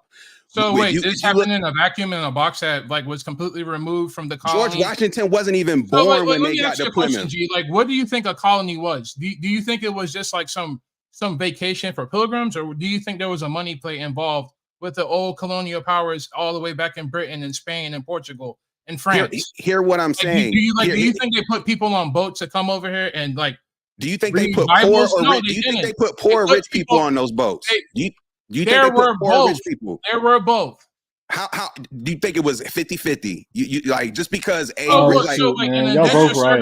What is that like an imaginary thing? Like anyway, let me get back to what about the Dutch? What about the rich Dutch people? India company or something like that? Why would you be rich and move to an unknown settlement? Think about it. Like what you're saying makes like like what you're saying is pretty much like the equivalent of like, so you're a rich Chinese person. Why are you going to Africa to like pillage and take stuff? Like what? Like if you're in England, you trying to make fucking money, you're gonna take your ass over to where they're making money at. The Caribbean, the New World. Like that's the whole reason they literally got on that. That is literally the whole crux of the transatlantic slave trade to make money. Both right. You send your workers over there. That's what you do. Hey, bro, but have you heard of the Dutch West India Trade Company? Because they pretty much founded New York. And then also a bunch of rich landowners, what they call it, like planters, and they came over here too. But they also needed to populate it to fight the Indians, so they put up all the poor people over here too. So it was like y'all both kind of right. Like poor people came over here and drove. But I'm more right though. Came over here to, I mean, and then if you want to get into like the Beacons, I think Bacon's Rebellion, where all the poor white people were joining with the poor black people to fight the rich people, and then that's when they came up with the race system in America. So I mean, it's a bunch of nuances there. But to kind of get back to the brother's point, like I think the individual effort of making a school, I think that's great. Like I don't think no one's going to dispel that, but like at the same time, if we're going to look at it, like okay, you made a private institution, you made your own private school. How does that compare in comparison to all the endowment and institutional wealth that, I don't know, private, like, you know, Charlotte Day or whatever, you know, predominantly white Catholic school, private school that is in your same local area? It's the same problem. Like you can't necessarily think that you're going to solve collective systemic problems with individual effort. And asking your government and holding them accountable for things that you are paying for as a citizen, that is not begging. And like, essentially, I guess like the question that I'm asking is like listening to Trey, listening to G, are you guys essentially of the opinion that like Black Americans will need their own separate country within America to kind of like have the fulfillment of their? We all need to move to a select few states and own these states. The best. That word is called sovereignty, bro, and that's the key to all our freedom is the word sovereignty. Don't you think that'll just make it more easy? It'll make it easier for them to like attack. You know what I'm saying? We're not missing. We're all in one place, and we can't go to Nebraska. We can't be landlocked. So we gotta be on the coast. We need to be on the coast. That's like the unique thing. Like when I was like kind of looking at like what's the unique thing about the Black community in America, and I really think that it's the largest collection of Black people. Well, I guess outside of Brazil, that there really isn't a state attached to it. You know, Native Americans, like no matter what nation you're from, like when you are on your reservation, you are on your own country. And I think that's kind of like for a lot of the things to be fulfilled that are like FBAs and ADOS brothers and sisters are asking for. I do think to some extent there is going to need to be a component of having their own country and their own nation and their own sovereign land. But I was just interested in hearing what y'all thought about that. And I do want to hear A Black's opinion. And I guess I also want to just throw this into the ether as well. So sovereignty, a sovereign state in America. How far out do y'all look at that as being like a realistic thing as happening? It needs to be part of reparations. The reparations package needs to include like you know how Native Like, Americans, is that like they're something that we should technically, be like actually like thinking about currently, or is that like step yeah. 7 and we have like 1, 2, 3, 4, 5, 6 to get to before we get there? Native So, Americans And have it's not like a sovereignty. realistic manner, huh? I was saying Native Americans have that, so like we should. I think it's mad disrespectful that they have anything that we don't have, because they have not suffered nearly as bad, and they have not contributed nearly as much as we have here. So they're able to police themselves. They get their own land. They get I'm not get taxes that. and everything. I think you're answering an adjacent question, but not directly what Oh, what okay. I asked. So all right, I gotta start with your original question was, you know, does doing for self, make us successful, or can we be successful doing for self? I mean, first off, success is subjective. Everybody has different ideas of success. As long as you are in the American power structure, I think doing for self on a local level, the community level, it makes sense. But as long as you're in the American power structure, you are going to need them, whether it's needing reparations that you are given or that you earn, to realistically, idealistically do for self, we would need our own space, our own land, like our own sovereign nation. And there was, when Lincoln freed the slaves, there were different programs. There was the Liberian program, and there was actually land being carved out some of the coastal states in the South for Black people to migrate to, and that was going to be a sovereign land within America. And after the assassination, when Andrew Johnson came in, he pretty much cut all of that shit, and it was part of that whole. When we think of 40 acres and a mule, we think of like individual land, but it was really kind of part of that plan for us to have our own land within these states. And they were along the coast. It wasn't landlocked. And I believe it was like from like Maryland to the tip of Florida. And if y'all can look this area they had carved out, was going to be like pretty much Black people's like land. You had legal representation in the Senate and House of Reps, and they X'd that shit out quick. Andrew Johnson came. That was like one of the first things that he took out. He was like, we're not giving them their own land. We're not giving them shit. So if we're in this American power structure and you want to so-called thrive, it's going to take something. It's going to take working with the power structure, unless you take power like they did. They came here. They damn near wiped out the Indians. They made up these fake treaties. They drew these land borders. They took power, and that's really the only realistic way we'll be able to do for self. If we got some type of super weapon that puts us above white supremacy, which we don't.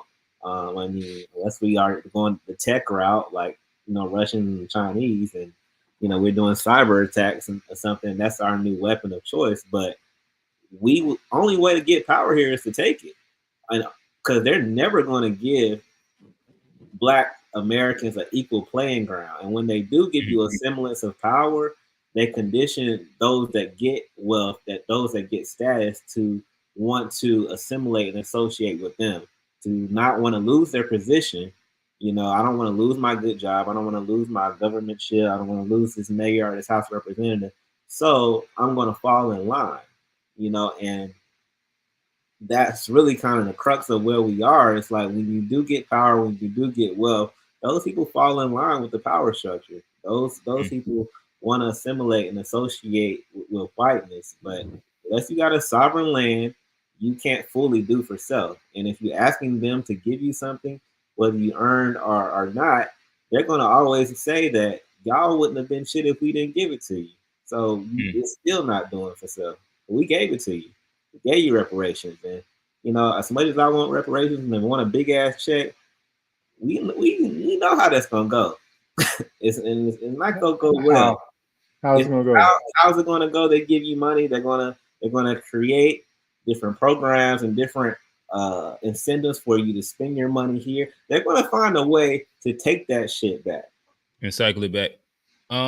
So two things. So first, again, everybody in the chat. Again, I think we're close to about 40 live viewers across platforms. Hit the like button. One. Again, if you would like your comment read on screen, send a super chat. Again, via G-ish Podcast, To Be Fair Show. And we're going to kind of move the conversation forward a little bit. We got look like it's about close to 40 minutes left in the conversation. The last 30 minutes we try to save for live call-ins, and y'all can let us know what y'all agree with, disagree with. G and myself will put the link inside of both chats. But G, if you can go to the shared screen, I think this is a good segue to kind of move the conversation forward. Again, one of the talking points that we wanted to get into was this idea of if victim mentality is prevalent or a thing within the Black community. The screen not up no more. Oh, it's not. All right, hold on. I got you.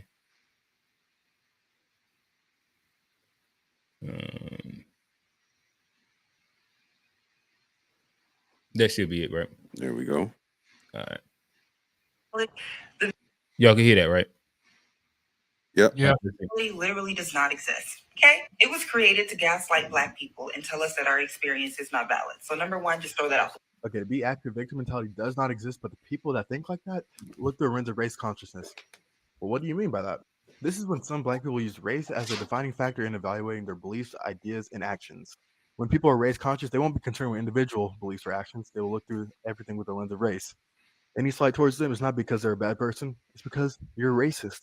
There is no self-reflection. Whatever race you belong to is the determining factor of your beliefs and actions. And this person must constantly be aware of their race so that they can be sensitized towards everything around them. And those who adopt a belief of race consciousness believe that Black people have to think a certain way. And those Black people that don't think this certain way are coons, Uncle Toms, or whatever racial slur that they can come up with. But when one isn't confident in their individuality, they start to define themselves by the group. And what better way to define yourself than the category that you've been told you belong to your entire life? You see, you've been fed the idea that race is always important. So of course you get offended when Black people don't think the way that Black people are supposed to think. So when you see everything through the lens of race consciousness, it obscures reality. You can't think straight. And anything that doesn't specifically benefit every single Black people is considered anti-Black and racist. And as such, you have that perpetual victim mentality. So thank you very much. How would you respond to someone who says we as Black people cannot progress because we have a victim mentality rather than a victor mentality? Share your thoughts. Well, that's complicated. I would say that we all have an obligation to live our best lives, and we can't do that without releasing trauma, addressing trauma and releasing it, forgiving and walking in forgiveness and love and peace. And I think that whatever we do for ourselves will be made manifest in the world. However, there are structural systems in place that are designed to oppress marginalized people, particularly those that helped build this country 400 plus years ago. And I think as a result of that, I'm not going to take the responsibility of what the oppressor has done as my victimhood, right? I think that the reality of it is there have been consequences of systemic oppression, and those things have to be uprooted, just like the trauma that may exist in me. So I think that both things can be true and both things can be addressed at the same damn time. Have you ever wondered why the F-22 was the most hated fighter jet in the United States? For a brief period of time, people criticized. Got one more. I could never put my children through that type of mental process of thinking that they're inferior to the world just because they're Black. I'm very aware of racism. I'm very aware of how the system works and processes, fine and dandy. So I'm not oblivious to how the world can be in this illusion. But the reason why the rich stay rich and the poor stay poor is because of that mentality. Because you hold yourself back from opportunities. You hold yourself back from being who you truly are. Well, I'm Black, so they can't really hire me because I'm Black. Or maybe my name is a little ghetto, so I'm Black. You limit yourself with that mentality. If you walk up in a room inferior, people feel that. People see that, right? They feel that, they see that, they can hear it. And you have to change your mindset on how you see yourself in a room full of people. Because if you walk in a room with confidence, if you walk in a room like you own the place, that's how people would treat you. I'll throw it to the panel. Whoever wants to kind of hop in first. Is victim mentality an issue within the Black community? Last guy was a tether. I mean, I don't know if it's victim mentality, but like I think it's a sense of like being miserable, or there's a sense of like the struggle that we have to attach ourselves in order to be like a part of this. Not necessarily, I don't think I necessarily feel that way, but I think culturally that's something that we have an issue with. As far as I think, I don't know. I'll let y'all. I'll let y'all go. I think we have to just let go of some of the stuff that happened to us in order to progress. And until we do, it's gonna be tough. We know it's the thing that happened, but we're gonna be the only people that save us. Nobody else is gonna save us. So we can't keep on blaming the shit. It's only gonna be us that make us get out of the shit. Yeah, I would agree. I gotta say my bit because I gotta go, fellas. But I kind of agree with Angela Rod. Like, it's nothing wrong with admitting that we've been victims, or we were victims, or we have been. But I think the issue in our community is like it's selectiveness to victim mentality, where people kind of pick and choose when they want to be victims based on certain circumstances or certain current events that are going on in the world. Um, like, yeah, there are some people that kind of use it as a crutch or an excuse. And that can be race, that can be gender, that can be sexual orientation, where a lot of people will kind of use being a victim almost as a benefit sometimes, or as a way out of situations. But like the other guy was saying, it is a mentality, so it is taught, and that can come down from your parents or your grandparents, or your surrounding communities. Like for instance, my grandma always said, like, uh being broke and being poor is different, because being poor is a mind state and being broke is temporary. So a lot of people have that same thing with a victim mentality, where it's kind of instilled in them, through the generations, through their parents, that we're less than, or we can't achieve because we grew up in this neighborhood. And then you have vice versa, where people come from nothing and come from the mud and come from the bottom, and they're told that they're kings and they're queens, and that you can make it and you can be great, and that nothing can hold you down. So I mean, I don't really know if it's much of an issue. Like I said, I think people pick and choose now, especially online, when they want to be victims. When it benefits them, that's when they kind of like to purport the ills that they've suffered, if it helps them win a conversation. But overall, I don't think so. I think you see Black people striving and surviving and thinking that they can be and do anything they want. But there are parts of our community, if you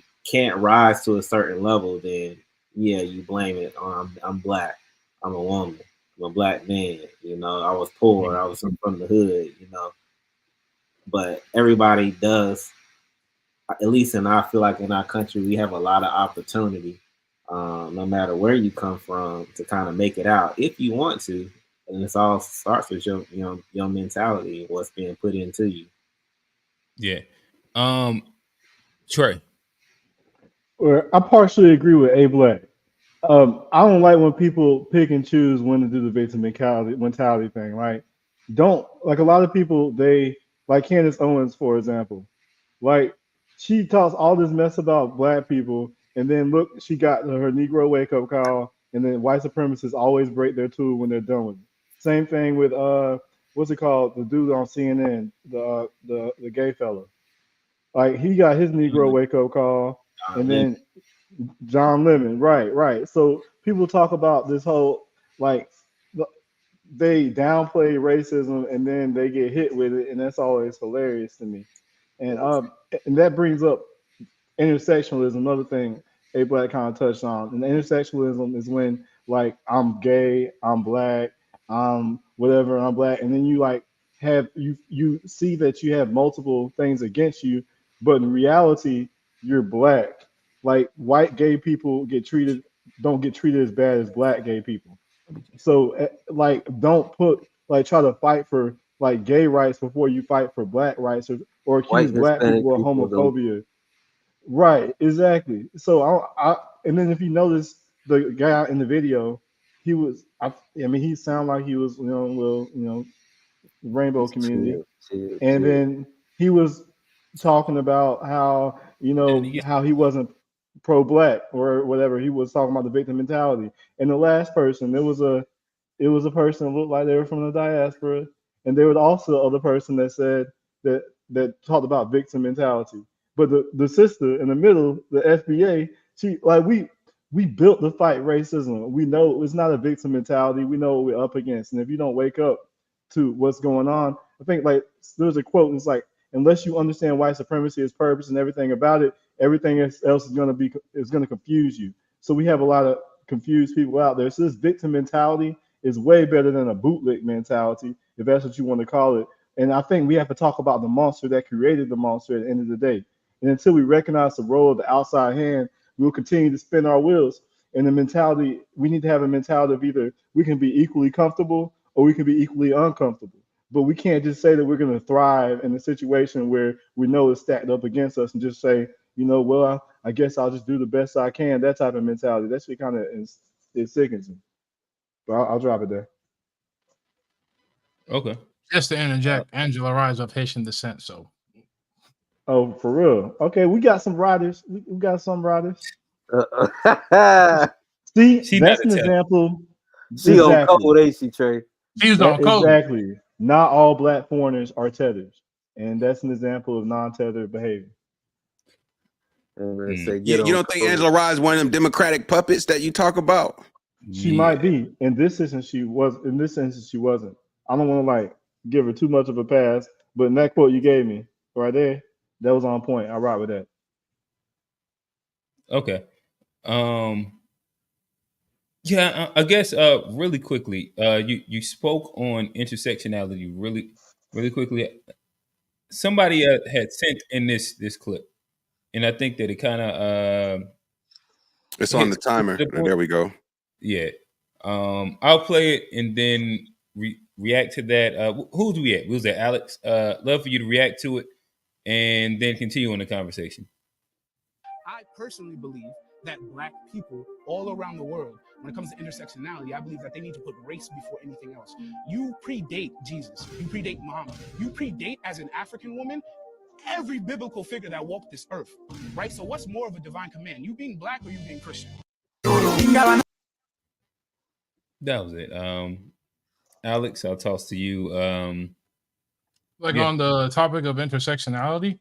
Yeah. If you feel like hopping into the meme, but I felt like it was I think that like I understand what the brother was saying, like you're a black person, and kind of like what Trey was saying, like a lot of the adversity you're experiencing to some degree can be attributed to your being black, but like I think it's worth saying that like as there is a privilege, like me as a heterosexual cisgender black man, like I'm not having the same problems as a transgender woman or man in my community, no matter like if they're black or not. Like I'm not having the same experiences or the same adversity. Like I can walk out the house and no one's gonna openly call me the N-word, but like you might, like if you're trans, if you're gay, like you might get looked at differently depending on where you are. Like there's some places that I can't go as a black man because I just won't feel comfortable. I'm from Columbia, South Carolina. I have never eaten in a Maurice barbecue because they have Confederate flags at the top. So I ain't never been in one. But like, imagine if like I was like trans, gay, and black. Like that's like there's so many other places I can't go and wouldn't be able to go. So I think that Alex, I imagine there's a bunch of clarifying questions that everybody on the panel has for you. I'll start with Trey. Go ahead. Bro, if you got a beard and a dress, people are gonna look at you weird. I mean, it's like it is what it is. Like you can't blame them. That's totally different if I'm black and then I get hemmed up by the police. I see A Black in the chat too. He said they chose those problems we can't choose to be black. Well, I hear what Jack everyone says is what? saying. I hear what everyone's saying, but just from like a human standpoint, like I think we can all at least acknowledge, like even like those like recent comments, like that was a decision. That's offensive to like people in that community. That's like hurtful. Like It's that's like science. look here, man. Like I'm here to respect people and their life decisions and their life choices and their truths. But like that's what I'm saying. Like they're like even that, like no one is going to deny the fact that I'm a black man. That is not up for dispute. That is not up for discussion. But people who are non-binary, people who are transgender, like that, like imagine every day you having to prove to somebody that you're black, or having to prove to someone like, hey, like I identify as a woman. Fuck whatever else you're talking about. Just use these pronouns. Like, nah, fuck you. That's gross. Like that is a lived experience that I don't have to experience. And like, yeah, that's a choice. Regardless, like that is a nuisance and annoyance that like they have to kind of live throughout every day. So like, I don't know. Like I live by the golden rule. I treat people how I would want to be treated. And if at the end of the day, like, hey, like I identify as this, like, what is it? Like, what inconvenience is it to me to just acknowledge that and just keep it moving? Can you at least Gotcha. agree that it's not on the same level as racism? I'm not saying that it's on the same level. What I'm saying is it's a modifier all the same. Like it'll be no different than like if you had a fever and on top of you having the fever, you also had like a headache. Like the two aren't mutually exclusive. I would say you having a fever is more extreme than you having a headache. Or let's say It's you had more a like really bad like nosebleed inducing migraine, but you had a slight fever. Like I think it all is like I think it's like you have your AIDS in the scenario, headache. huh? It's like you have AIDS in the headache. It's not like the Well, like the same. like what I'm saying, Trey, is like your adversity is really dependent upon the situations and the locations that you're in and the locations that you frequent. Like So you're there's saying certain things like sometimes it's more difficult to be for trans people than black people. I'll give you a perfect example. You are a black man, right? And you're on a panel of black men. Do you feel uncomfortable? Do you feel unwelcomed here? No. Okay, now imagine if not okay, let's just remove. Imagine there was a black trans person on this panel. Do you think they will feel comfortable amongst a panel of heterosexual cisgender black men? I don't think so. That's what I'm saying. Like the adversity that you experience more times than none, it is really location dependent. I It's mean, very like situational dependent. I'm saying like as a black person, you're going to run into a slew of situations and scenarios and locations that it like you being black is all that takes for something to pop off. But there's also going to be situations like, hey, you're a black person and you're in a black I don't know, all black setting, but you're the only atheist amongst a bunch of Christians. Like then in that situation, you being a non-Christian is more an exacerbated point than you being black. That's all I'm saying. I'm not conflating that being transgender and black is the same struggle. It's not. But based upon your location, I think the severity will vary. Gotcha. Who wants to hop in and address me? I don't know if anybody has anything in response to what he said. I mean, you could be gay and racist. You know that, right? You could be a transgender and racist. Yeah, for sure. Okay, so as a black person, like why aren't you should be black first? Because if you fight for gays, then you're also fighting for people who are also racist, and you're giving them our moral capital because they don't have the same moral capital that we have over here, being like everything we've been through. I mean, they want to put on a dress and then they get to borrow our moral capital. That's just not. You see how that's kind of. I don't think anyone's borrowing anyone's moral capital, Trey. I really do think that it is like let's just attribute it to something else. Like let's say you're black and handicapped. Like, do you not think that like you having to be like using a wheelchair, do you think that like more so than you being black in that scenario, like you like there is no railings, there's no ramps, there's no elevator, there's only stairs. And that like in that situation, what do you think is going to be the more exacerbating attribute of your person of your being? You being black or you being black in a wheelchair and you can't have the same access that an able-bodied person would have. That's all I'm saying. Like I 100% get what you're saying, but I also do think that in addition to being black, like Like, I'm black and able-bodied, and I'm happy with that. I wouldn't want to be in a situation where I'm a quadriplegic and I'm gonna like, yo, like why can't I just get to the fucking zoo to watch, like, you know, the animals with my kids? Like, why aren't there any ramps here? Why isn't this handicap accessible? That's all. Sounds like maybe in the future we have a intersectionality oppression Olympics conversation. A Black, love to hear your opinion really quickly. On this, I was just trolling. I don't really got no no serious thoughts on this. I don't really disagree with Alex on this. I'm just messing around. Gotcha, Johnny. I mean, I'm gonna just go back to what I said. It got to be on us. We can't wait for nobody else. You know? We can't blame nobody else. Hey man, y'all gotta stop that you know, Caribbean joint when I'm trying to get this FBA. That wasn't me. That wasn't me playing something. Y'all gotta stop. I'm trying to get this FBA shit off. Yeah. What you talking about? Not Hey, FBA shit, that was me. I didn't know that you could hear that. My bad. I was trying to cue something else up. I ain't know. Yeah, I'm good. Trey You do not speak for no FBAs, dog. Talking about we don't need to. We just need to do for ourselves, and cannot be thinking about what, bro. So just forgive and forget. That's what you're saying. Just ignore. This isn't white. I think that mentality is more dangerous than the victim mentality. Well, no, cause I ain't fuck forgiving or forgetting. I'm saying we gotta do it for like we gotta do it. We could keep on talking about them people, but at some point somebody gotta do it, and like they ain't gonna do it. So fuck them. Fuck what they did. Fuck what happened. How you gonna say? We gotta get it, bro. Like, bro, they're still attacking us. How you can't say fuck them while they're still attacking us? As if like now it sounds like you're just blaming like it's our fault we're oppressed. I ain't blame. Well then, bro, if somebody attacking you, what you do, Trey? If somebody hit you in the face, you fight back. You don't ignore them. Back. Okay, then are we fighting back? Okay, so you're saying fight back. I thought you were talking about like, you know, saving but are we fighting back? So exactly, we ain't fighting back. So we can't talk we are about fighting back. We are fighting back. How are we fighting back? There's a reparations rally in June 16th, and then they're going to demand they get our representation. You can also fight. They got guns, bro. Straight.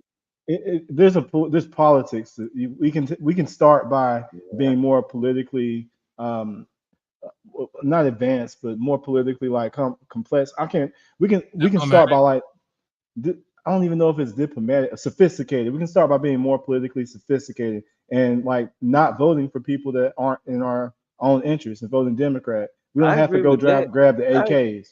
I agree. I agree with that, but at some point we ain't even doing that, Trey. We are doing that. I think you're not tapped in with it, and you maybe like in a mentality from maybe like 10, 20 years ago. So did we do that in 2020? No, but we have a new election coming up, and there is an active grassroots and if we movement. do it in 2024, I'll shut up. And we haven't up until this point. But don't you think better than calling out people for what they're not doing, we should focus on the people who are doing what they should be doing, and so they can influence people to follow that up? Because all I hear about Black people do is like what we don't do. Even when you talk about the negativity in the community, we don't highlight the good that we do, and then all we see is negativity. So like, it's just that's just all I'm saying. That mentality of focusing on I'm on your side, bro. Like we fight, but like we all want the same shit. So it ain't like we arguing from a point of like contention, but I see. That's just what some of my points on it. And I guess this I love you, it big sounds dog. like you're at a space where the natural segue, where a theme for the To Be Fair show, a theme almost for like this show ends up being like the empathy and accountability space, where the natural segue of speaking about victim mentality would be the idea or the appeal for, is there a need for accountability within the Black community, within Black culture? I'll leave it as broad as that, and then we can kind of like silo it in a little bit. I don't know. Let's start with G. What do you think? Is there a need for accountability within Black culture? I mean, I just think, of course, there's always a need for accountability. I mean, even in this example, we're talking about when Johnny and Trey were going back and forth, like for something to happen, people got to be held accountable, right? Yeah. I My do bad. think- Let me rephrase that. Is there a lack of accountability within Black culture? That'd be a better way to kind of phrase the conversation. I would say I would agree. There's a lack in that we need more account. We need more of it. You see what I'm saying? I'm not gonna say it doesn't exist, but we need to hold each other more accountable. Just even on like basic, just like word is bond type behavior. Way too often do we say things and not say what we actually mean. Way too often will we say we're going to do something and then not follow up and actually do it. So I just feel like in general, yeah, the accountability, we should be holding ourselves more accountable to the things we actually believe in my opinion. Gotcha. So Johnny, I'm gonna continue building on the question as I ask you this. Can you hold Black people accountable and not be called an Uncle Tom, not be called a coon? I mean, you can. It's tough. It doesn't happen a lot. There's a very, nuanced space that you have to operate to do that. Is it possible? Yes. Does it happen likely? Is it likely that you're going to be able to do that without being called an Uncle Tom? Probably not. If you holding Black people accountable at some point along that road, somebody's probably going to call you an Uncle Tom. If you do it and don't get called an Uncle Tom, you're pretty brilliant to me. But I also think that accountability is something that Have you seen anybody inside the culture hold Black people accountable and not be called Uncle Tom? Well, I mean, if you Wisely? go back to like Malcolm X and the yes, there have been examples. Yes, I'm not saying we're void of But examples. who was he holding accountable though? He was holding white people accountable. I think if you go ahead like pull your pants up, young man, and But you're you don't holding think Black that people no, accountable, then that's the Nation of Islam, and to become a part of that, there's a certain level of accountability and discipline that you have to even be a part of that organization. but he And That's also fair. They acknowledges are the the enemy. accepted Black conservative group. I think But he that's a very acknowledges the enemy though. He's not rah buddy buddy with white supremacists like But a but lot but of the I mean, people but like bro, if you Candace go Owens is. even Louis Farrakhan tell Black people to get their ish together. He But you ain't talking tripping about on like that's that. different than Candace Owens now. With y'all, the people that y'all all like, right. not So all let's y'all, the use people that come I'm talking I about agree. people. I think that Nation of I'm talking Islam about is a good example. I'm Listen, talking about people who hold Black people accountable without getting called an Uncle Tom. I think Louis Farrakhan and Nation of Islam is a great example of that. I feel yes. that. But he holds coons, house niggas, and sellouts and bootlicks. He holds them accountable. He doesn't hold accountable the person that's just struggling to get by in the hood. And I think there's a Yes, he difference does. there. Come on, Louis Farrakhan. Yeah, He holds Farrakhan talks everybody about accountable. the He holds. sellouts more than he talks about the people who are struggling. I think the people who are I think he's sellouts have like more banned of off the internet for being like anti-Semitic. he holds the people accountable who are attackers from the outside. I think there's a difference between doing that versus holding like people accountable who are just like who are Eat a kind of He bacon, egg, calls and victims. like cheese. white Eat men a the devil. bacon, egg, and cheese in front of that nigga and see what happens. He gonna hold Put a your ass what? accountable too. He said put You a know. what? He said a bacon, egg, and cheese. But all right, so let's take Oh, Louis Farrakhan. I think that we can probably all agree on that. But so like generally speaking though, like contemporarily speaking, because I feel like I've even heard Rizza Islam be called, say, a coon or a sellout or Uncle Tom. Is I it haven't heard possible? that. Yeah, some of your people, I think, like the Tariq crowd, sometimes call them that. But Nah, they're Tariq always bigs up RZA. He's gonna invite him to the reparations rally on June 16th. I guess they Rally for meant it offensively, reparations.com. maybe. Um, Yeah. Can I say yeah. this is my final thought. It's a fine line in our community with holding us accountable. Like for one, you have to give full context. Like you can't just blame Black people or chastise Black people without acknowledging how they have come to that situation. But I feel like in our community, like we mentioned Malcolm X, Nation of Islam, one thing about them, they display and enormous amount of discipline that you don't see in our community. And what happens is anybody that does try to call us out, the first thing we do is we look at what's wrong with them and completely discredit, anything that they say. Oh, you can't talk to us. You have a white wife. You have a white husband, or you used to do this. Or you used to do this, or you used to be that. So if you're not like this, Exposing yeah. yeah, if you're not a pristine voice, like Black people just not gonna hear it. So that's one reason why we kind of have a lack of leaders, because like you really have to be spotless and perfect. People find anything wrong with you, anything wrong in your past, you automatically are discredited as a voice of anything progressive or anything chast. I think the closest thing our person might have been Bill Cosby back in the day. I mean, we know how Bill Cosby turned out now, but he had that moment where he was, calling out gang community, calling out how we It was dress. at his neck for that one too. And it was a lot of resistance, Pull but your they pants wasn't calling him a coon. They wasn't calling him an Uncle Tom. They was calling him old or outdated, I think. But it wasn't like the terms that we kind of throw around now really loosely. If anybody disagrees with us, like, oh, you're a coon, oh, you trash. Like, so if you look in our community now, there really I feel is like no, they were saying like he was appealing to respectability politics.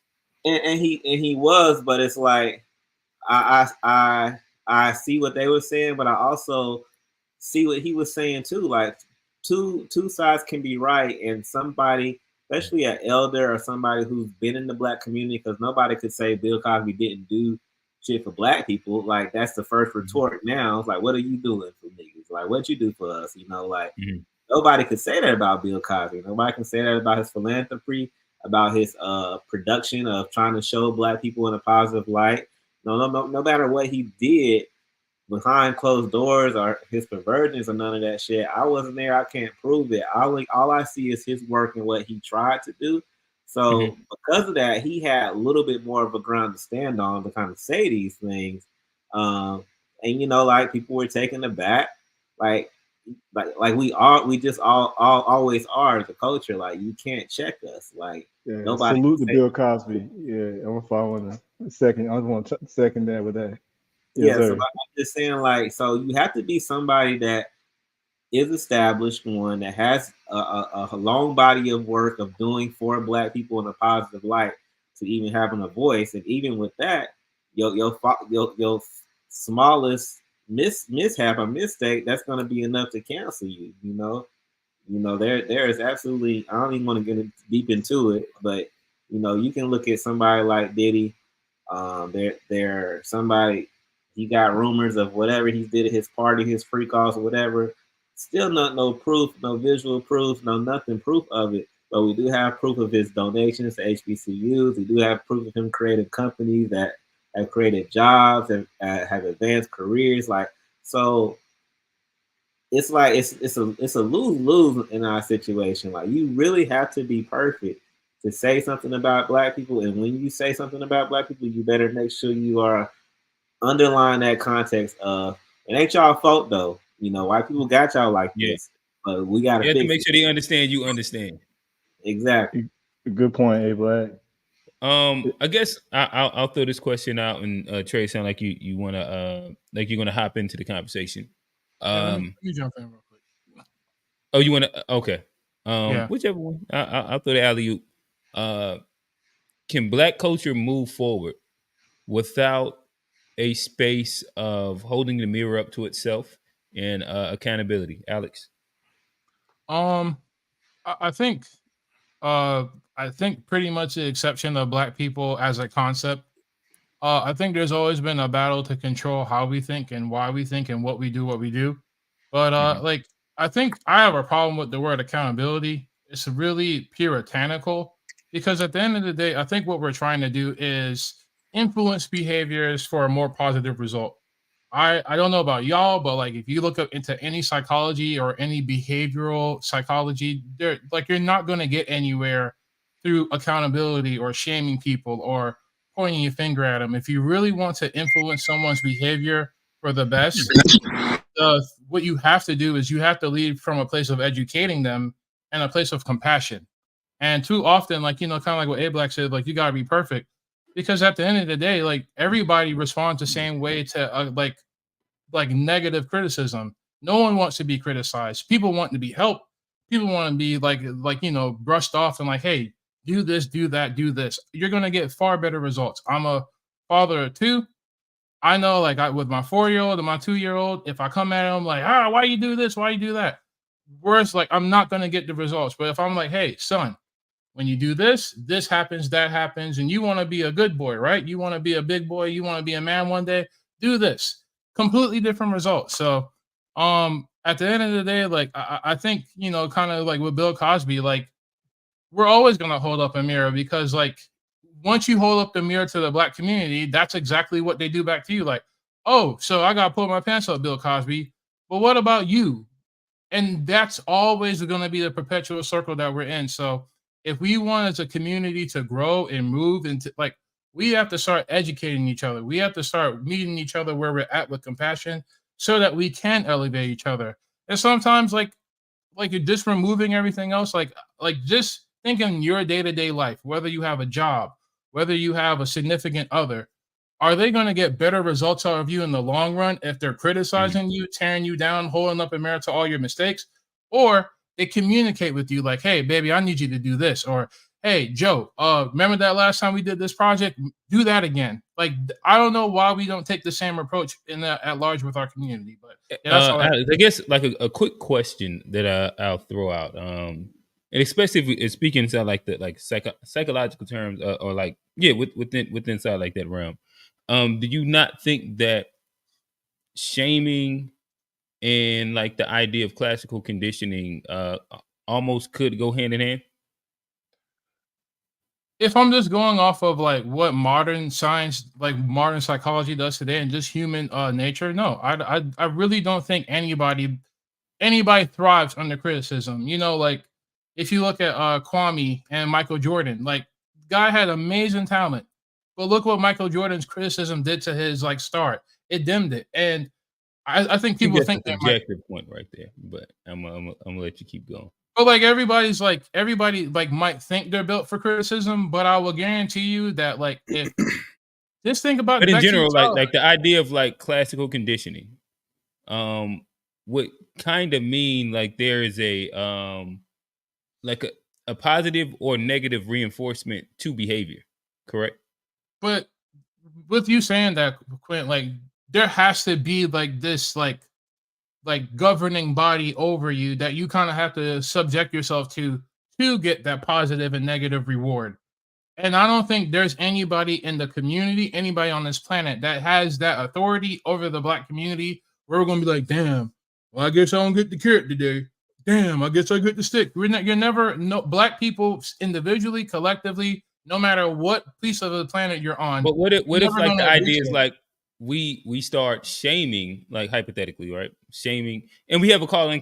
We do have a call in the back, so we're gonna hop into that in a second.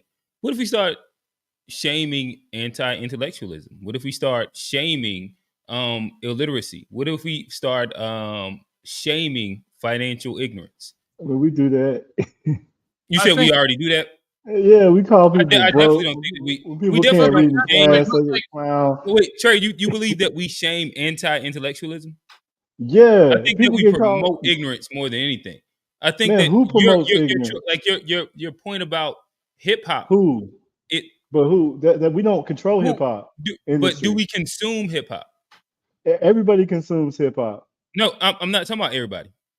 Oh yeah, we do consume hip hop, but like I don't think shame is going to be any, like, I don't think shame is a better tool of influence and behavior than compassion and education is. Oh no, I think Can we not multivariable. Can we not use accountability and shaming as synonyms? Because they're not the same. Like, they kind of are. Oh yeah. No, holding people I accountable doesn't mean you have to shame them.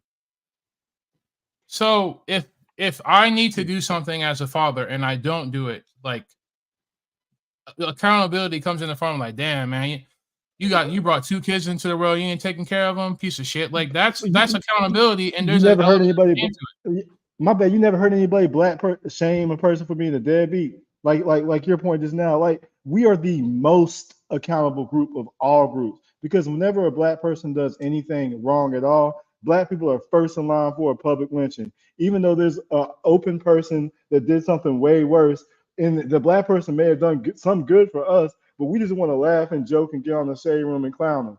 And I think we need to have accountability for that. And we also need accountability for people that don't protect our culture and allow a lot of riffraff to be put onto us and control us and push us in that direction. I'm gonna put 2 minutes in the clock. G, I know you Hey, nipping at the bud. say boule, Trey. Motherfucker. Like if it, You already know. like just as an example, right? Accountability. If someone says, Alex, I'm going to do X, and then they don't do it, right? You don't have to shame them to like try and hold them accountable, but you do have to have at some point a conversation about the reality that, hey, look, we discussed that we were going to do A, and it didn't happen. Can we we need to have a conversation so that when we make these decisions, they actually get executed. That doesn't have to be shaming can be real a quick, tool of like at accountability. the underline of that conversation, you holding me accountable for not doing something that I promised you. There is the underlying like reinforcement of a negative sentiment that you're trying to like convey to me. Wait, that so you're anti-accountability? Is that what you're saying? No, I'm not anti-accountability. I'm anti-accountability as like the most prominent thing that you use to influence behavior and change behavior and correct behavior. I think you might get people to acquiesce. I think you might get people to like, fuck it. Well, I probably don't want to hear. I don't want to hear Deep tell me that I gotta take his shoes off when I go to this house. Or like, I don't want to hear my wife talk to me. I gotta cut the fucking grass. I'm just gonna go ahead and do it. But you're not gonna influence anyone's behavior to like, you know what? I'm the owner of this house, and I need to go outside and cut the grass. And so you believe that empathy would be like a bigger driver of change? But that's just an approach to holding people accountable. I want to be just like clear, like your example, Alex, of how you might communicate with your son, you're still holding your son accountable to a standard. Now, whether you're quote unquote shaming him or not, like, no, but you're still making sure he knows that this is not the way to go. And I expect that you're going to do different.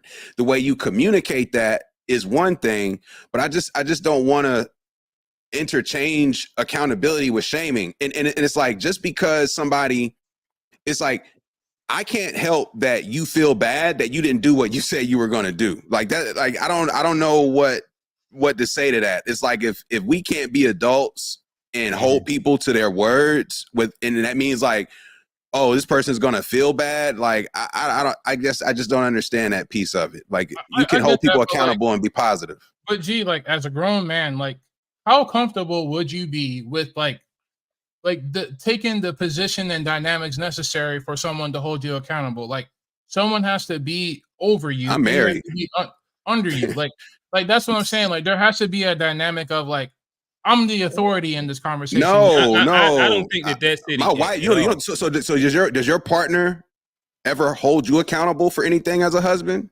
Yeah. Okay 100%. Then. But do you not have friends that hold you accountable? Like bro, Johnny will hold me accountable, and I'll hold Johnny accountable. No, like I'm not saying that accountability doesn't happen. Accountability isn't going to be the most potent, effective thing in changing behavior. You might get a temporary man. But you said compassion would be, so like empathy would be a bigger changer and driver of changing behavior. Compassion and education, like you get people to the point where they're thinking for themselves. They're not trying to. Part of education is accountability.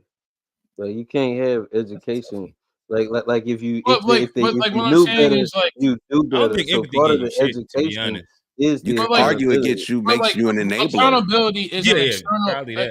Accountability is an external influence on your behavior that you may hope might elicit an internal drive for you to do the right thing. But how do you do the right thing if you don't know right from wrong? How do you do the right thing if you don't even have the knowledge? How do you do the right thing if no one is talking to you? What about self-accountability? Right. And I think that you can know a lot like that. I'm gonna be honest, right? The smartest people that I know are still like doing really bad in life. and like people that I've sat and we can have like the vastest of theoretical conversations, but they get stuck there in the self accountability across the board to actually just getting done what needs to get done does not exist. But That's like, black And people in I a think that, nutshell. That's black but people we're in a talking nutshell in the right there. larger, we're talking in the larger context of the black community. Like, I agree, we can right. hold a black, But we I can think hold a like black your politician opinion, accountable because at the end of the day, they're beholden to us and we're in charge of them. But like, but you cannot I take the believe same in model like and hold an entire group of people accountable. I believe in the power of every single black person too much not to believe that I can't hold every single like all people accountable to an extent. Like You can to hold them to to a, accountable, to a but like, space, a lot of it sounds like the perspective that you get from like the champagne or limousine liberals, like explicitly like the wealthy whites, where it's like black people can't do because and we have to help them.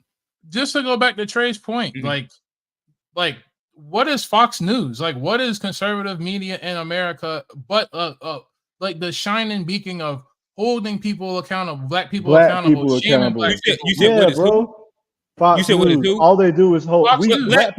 Black people don't watch Fox News, so No, like but No, but like no, it's but not like it's not a You this don't space of is think Fox accountability News that they hold get. Joe Biden like accountable? check it, Q. This is a mass media institution that influences not the way they should. millions Bro, they of hold Americans all and how they left think and the wing perception of black accountable. people. But So like but you believe that it influences how millions of For black both people sides. think? no, the like not That's what just I'm the, saying. Like, but not so just like the it black can't people, be but like holding it black people influences accountable. all influences a large segment of Americans that black people have to interact with every day. So like what Of I'm course, ultimately saying, I go ahead. like what I'm ultimately saying is, I'm not saying accountability isn't effective. I'm not saying what I'm ultimately It's saying not is effective. it's not effective as we are giving it credit to because we have been holding people accountable. We Yeah, have. you just We want to haven't blame held black people for we haven't everything. held each other accountable. Yes, They we Yes, have we been have, have. held bro. accountable. What do you Yes, talk we about? have. Why do black people only hold black people accountable? We don't hold nobody Well, then else how come accountable. black people keep Meanwhile, on?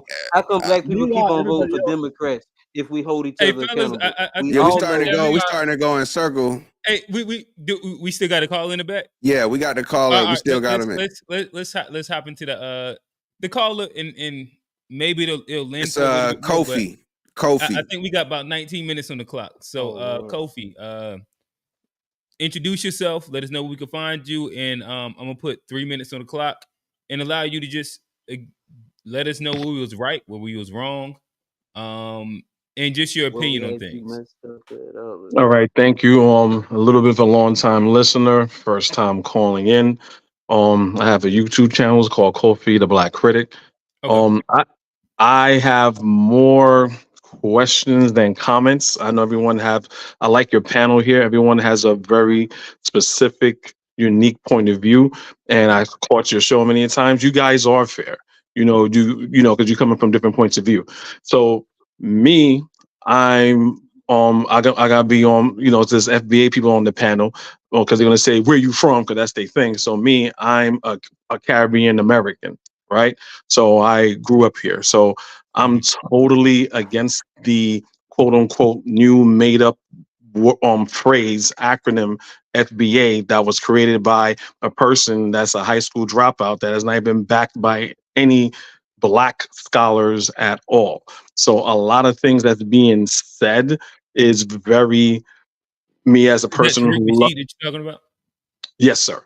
Okay. Claude Anderson's friend, who is a scholar, but yeah, He didn't co-sign that, so he they didn't co-sign that. And they do Clark events Anderson together is the as economics. yeah. Is an economics major. He's not a historical major. When I look at history, as far as like Black American greats, I'm looking at John Henry Clark. I'm looking at Francis Cress Welsing, right? These are the people who I'm looking to that are Pan-Africans, right? Those who are the people that I'm looking up to as far as like Black intellectualism.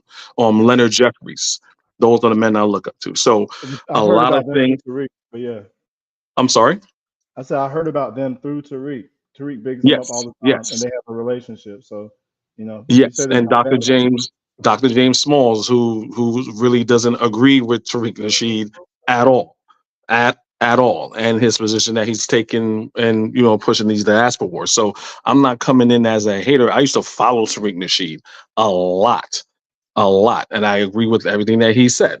for the most part because he was being fair until he made up this FBA stuff. So basically, about when you guys talk about Black culture, right? I'll fight anybody who says that Black Americans don't have a Black culture. That's just insane, right? I think the problem is due to what we're suffering right now through post-traumatic slave syndrome is us how we see ourselves in the mirror and how we view ourselves. So we do have a bit of identity crisis, right? As far as are we African, are we American, are we this, are we that, right? And I think this comes from us not knowing who we are. So those great Black intellectuals, those are the people who you need to go to.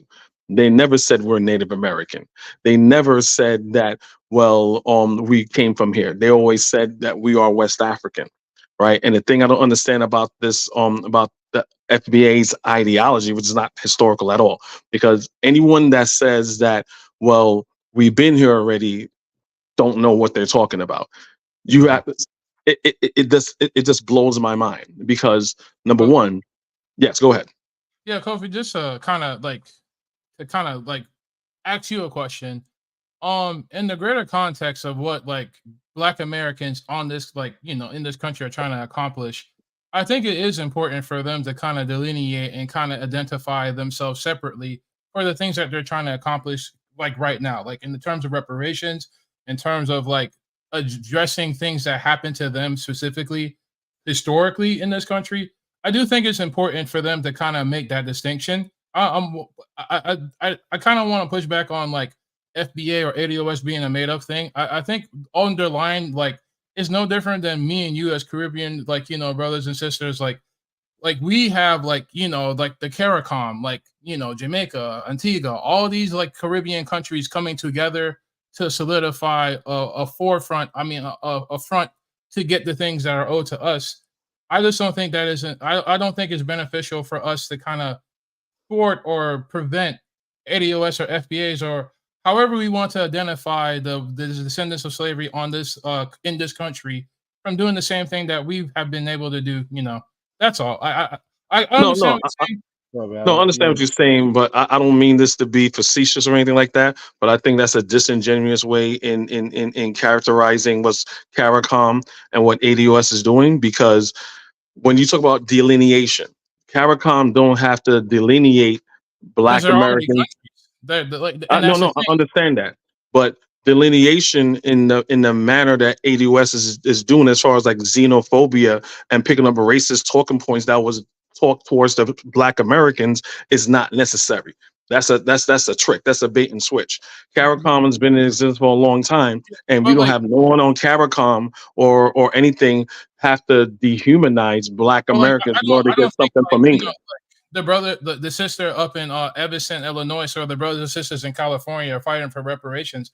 They're not necessarily engaging in like this general internet culture, but like they still have to make that delineation. But I get what you're saying. No, but okay, but this what. So when you And I say think that might be like delineation, you mean ADOS in comparison to FBA, and I think that there's fair points on both sides. Where I think that there is a divisiveness from certain people, and again, I congratulate Trey because Trey It does a goes really both good ways. job of Thank you, not bro. pushing the divisiveness narrative, and he'll tell you when the reparation march is, and he'll speak like the points inside a way that isn't like explicitly trying to divide. But I have been like seeing an influx within my algorithm of people that say FBA, but they typically only target Africans and Caribbeans with their hate. And it does become and starts to feel a bit xenophobic and unproductive and divisive. And to where like I think that there's two things that can be true at the same time, where the need for delineation and like Black American being like its own specific ethnogenesis for sure. But I also don't think that like there's actors within the FBA space that make it hard for the movement to push forward because of how divisive they act within the space. Well, real quick, would you agree that that comes from both sides, though? Like it's No, not just no. FBAs that are speaking out. You just heard Kyle Connect say we don't have no culture. And So while let No, me Kyle's saying, I wouldn't agree Trey, with that. and, because but because I followed Tariq from the beginning until he started the FBA xenophobia stuff, and I followed. It was going on for at least about 2 years, and all of a sudden, when Africans Caribbeans started saying back, they started hiding their hands, saying, "Well, why are you mad for? Why are you mad for?" So I hate when people try to draw this irrational, unfair narrative that, well, hey, it's even on both sides, right? Like, no, it's not. we would No, it's call not. it. What about a kata though? Would you know that they call us cotton pickers, right? okay. And Hey, while hey, we fellas. okay, Hey, we got two more callers in the chat. Coffee. I said that correctly, correct? Kofi. Kofi. My apologies, Kofi. Quickly let everybody know where they can follow you. Again, you said you have a YouTube channel, and then we're gonna bring up a new person into the chat. And No tap problem. in next week. Thanks for that. It's on Kofi, the Black Critic. Okay. Basically, if you want to know any about my views on Pan Africanism, on politics, FBA, or history or anything like that, you can find me there. And basically, I just really love what you're doing. Right? You know, I'm from the Caribbean, whatever, but I believe that we are all one people. We are, I don't even believe, I know we are all one people. We all are West Africans, and we should not let where the white man drop us off make us look at each other like we're different when we're pretty much the same people. And I'll just leave it at that. Thank you for having me. Okay. Appreciate you. Yes, sir. Peace. Hey, and again, further episodes when we dive more into Pan African, we'll love to have you back on the panel. Look out for it. Yes, sir. Word. Peace. All right, we got another guest. We bringing up got Don P 914 in the building. Don P, you on the stage? What's good? I like the avatar. Right. Hey, Don P, you got 3 minutes Yo, what's uninterrupted. good? What's good? Unless you have questions for us, I'm gonna push the timer, and yeah, let us know what you agree, disagree with. We went right at what we was wrong at. In your opinions. All right, before I get started, I want to be clear. Can y'all hear me? Yep. Yep. All right, loud and clear. All right, bet. So the last caller who called in, and I said this on the comment section, this is why the term tether is gaining a lot of traction, right?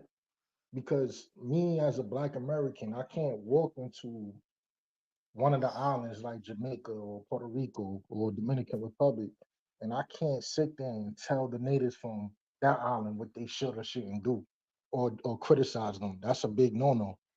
And I didn't hardly know that it's disrespect to do that. So when we're receiving disrespect and we start to get pushback, like what do y'all expect for anybody who disagrees with the term? I mean, that's a fair Okay, point. this is the That's open a question. great question. It's a great question, man. Anybody want to answer before I can answer? Yeah. And I'm sorry, brother. What's your name again? Don P. Don P. Yeah. I think my whole stance is I think when it comes to the word tether or kata or any derogatory term directed towards Black people, I think it ultimately gets in the way of addressing what the underlying problem is. I think we all want to cooperate. I think we all want to get together. And honestly, Don P, like I think more times than none, I think that's exactly what we do and have historically done since like the dawn of time. But I think that to some extent, like I think if we ultimately want to cooperate, we want to. Go ahead. Yeah, like. Oh no, I was saying let Don P. Yeah, my bad. Finish it up. Yeah. Hello? Yeah, we hear you. Yeah, we can hear you. Okay, all right. Yeah, I'll just mix up here. When you compare tether kata, that's a You got about a minute left. a false equivalency. Can you hear? Yeah, you breaking up a little bit. Cutting in and out a little bit. Yeah, it's I'm gonna drop in. I'm gonna drop in and come back in with it. Yeah, what he was saying is like we got about 7 minutes left, so it's gonna be tough on time. We appreciate you. You're saying that tether and Nakata isn't necessarily the equivalent and Yeah. disrespectful. And I'll answer your question really quickly to wrap up. I think that in general, like we always hear the term divide and conquer, and I think that like pushing divisiveness across a already minority ethnic group is probably not the best thing if we're looking to gain power. And like combating ignorance with ignorance is probably not the best way to find a solution. Well, but that's the thing though. Is it really ignorance, or is it just us delineating? It's just us Oh, wrong no, about and that's what I'm saying. ourselves. I understand the need for delineation. That's not the part that Yeah. I disagree with. I don't think So, that like what's the ignorance you speak of? the, Then? like Can you the, break that down? the ad hominems and epithets. The ignorance is talking like about Africans and Caribbeans in a way that clearly is just to tear them down, and it's tropes, Like I and recently it's just seen a post that stereotypes. said that Africans are worse than the KKKs, and they're the worst threat You seen to people said blacks. it? Huh? You say you seen who said it? Mike TV. Mike TV. Okay, Mike TV. Mike TV is he's a troll. Don't nobody who's real about Okay, this my bad. movement. I'm new into the space. So Yeah, right. okay. So I want to make this clear because what's going on now is a lot of 5 people minutes. who Yeah, my bad. Hey, Don P, we call breaking back up. in, All right, hop no into the problem. chat. Yo, and yeah, we got a we couple want to more hear going. more for sure. We want to hear For more sure. for sure. We're gonna be back next week. We You just appreciate told you, me I ain't Don gotta P. listen to Mike TV no more. My bad. All right, bet. Hey, who's next? Who's next in the chat? We Bring them up. got Hey, we going 2 minutes now. We got 2 minutes. all Give me right, the minute Mr. clock. Mr. T Money. Hey, shout out T Money. 1993. Hey, I know T Money. What's happening, player? 60. We got 2 minutes. We got 4 minutes left on the clock. All right. I guess one of the things I wanted to address is as far as the black community and what could cause the most change. I do think accountability is one of those things. And I think even part of what my man was saying, as far as, like teaching lessons, I think accountability is part of those lessons that you provide to somebody if you want them to learn and to have a different attitude. I do agree with my other guy that accountability and shaming are not the same thing. Accountability is just, letting somebody know that this is the way things should be done. You don't necessarily have to shame somebody to do that. And my other man said something that the black community does shame a lot of people. I think a lot of our shaming though is done in the form of jokes, which people kind of It's like take, Sambo shaming more times. yeah, take as a grain of salt. Like I don't think it jokes are really not things, sticks. bro. So do we shame people in the black community? Yeah, but that's just us cracking jokes. I don't think it's really something that really sticks with a lot of people. Like even the 45 shade seconds. room. I mean, if you look at those comments, it's a lot of people just cracking jokes on somebody and making jokes of everything, which I know is also how the black community also deals with pain, but I don't think it's the correct way to create change. And I also think, other than accountability, I think fear of consequences have to come from the black community, and that has to be us checking our own and teaching our own and letting know that, Quintel kind of knows. I would say I kind of closely align with the nation. I think the nation does a good job of that. Of hey, this is our rules. This is the way you should act as a member of the Nation of Islam. 10 seconds. And if you don't do what you're supposed to do, there is consequences. Facts. Hey, shout out T Money. Again, known him since he was super duper small. His mom is my aunt. Much love. Peace. Peace. Thank you for letting me talk, yo. Yep. Word We up. got any Appreciate more? you. Or That's we it, done? man. It's time to wrap it up. All right. We got let's do a quick round table. Everybody let people know where they can find you, and we can get up out of here. Word up. Y'all know what it is. Appreciate y'all joining for another one. Really just, man, shout out to everybody for doing all of this. We keep building. Follow at GSHPOD. All platforms where we focus on family, friends, finances, freedom, and our future, and fuck everything else. Ha. Johnny. Oh yeah, it's your boy Johnny P, host of the To Be Fair Show every Sunday, 4 p.m., 2 p.m. It's basketball season. We'll let you know when we go. Yeah, we hopping around. we be hopping around. It's 4:30 this week though, for sure. You heard it here first. I'm at Johnny P. Newton. I appreciate y'all for letting me come back this week. Less than a minute. Alex. Shout out to Kofi, shout out to Don P, shout out to T Gaming for joining the show, talking and making sure that this platform can grow. And y'all can catch me outside cutting the grass for my wife argues with me. FBA Zone. You muted, my boy. You got 20 seconds. All right, FBA all day. Shout out to the callers. I appreciate it. Those are good questions. So look forward to hearing from y'all in the future.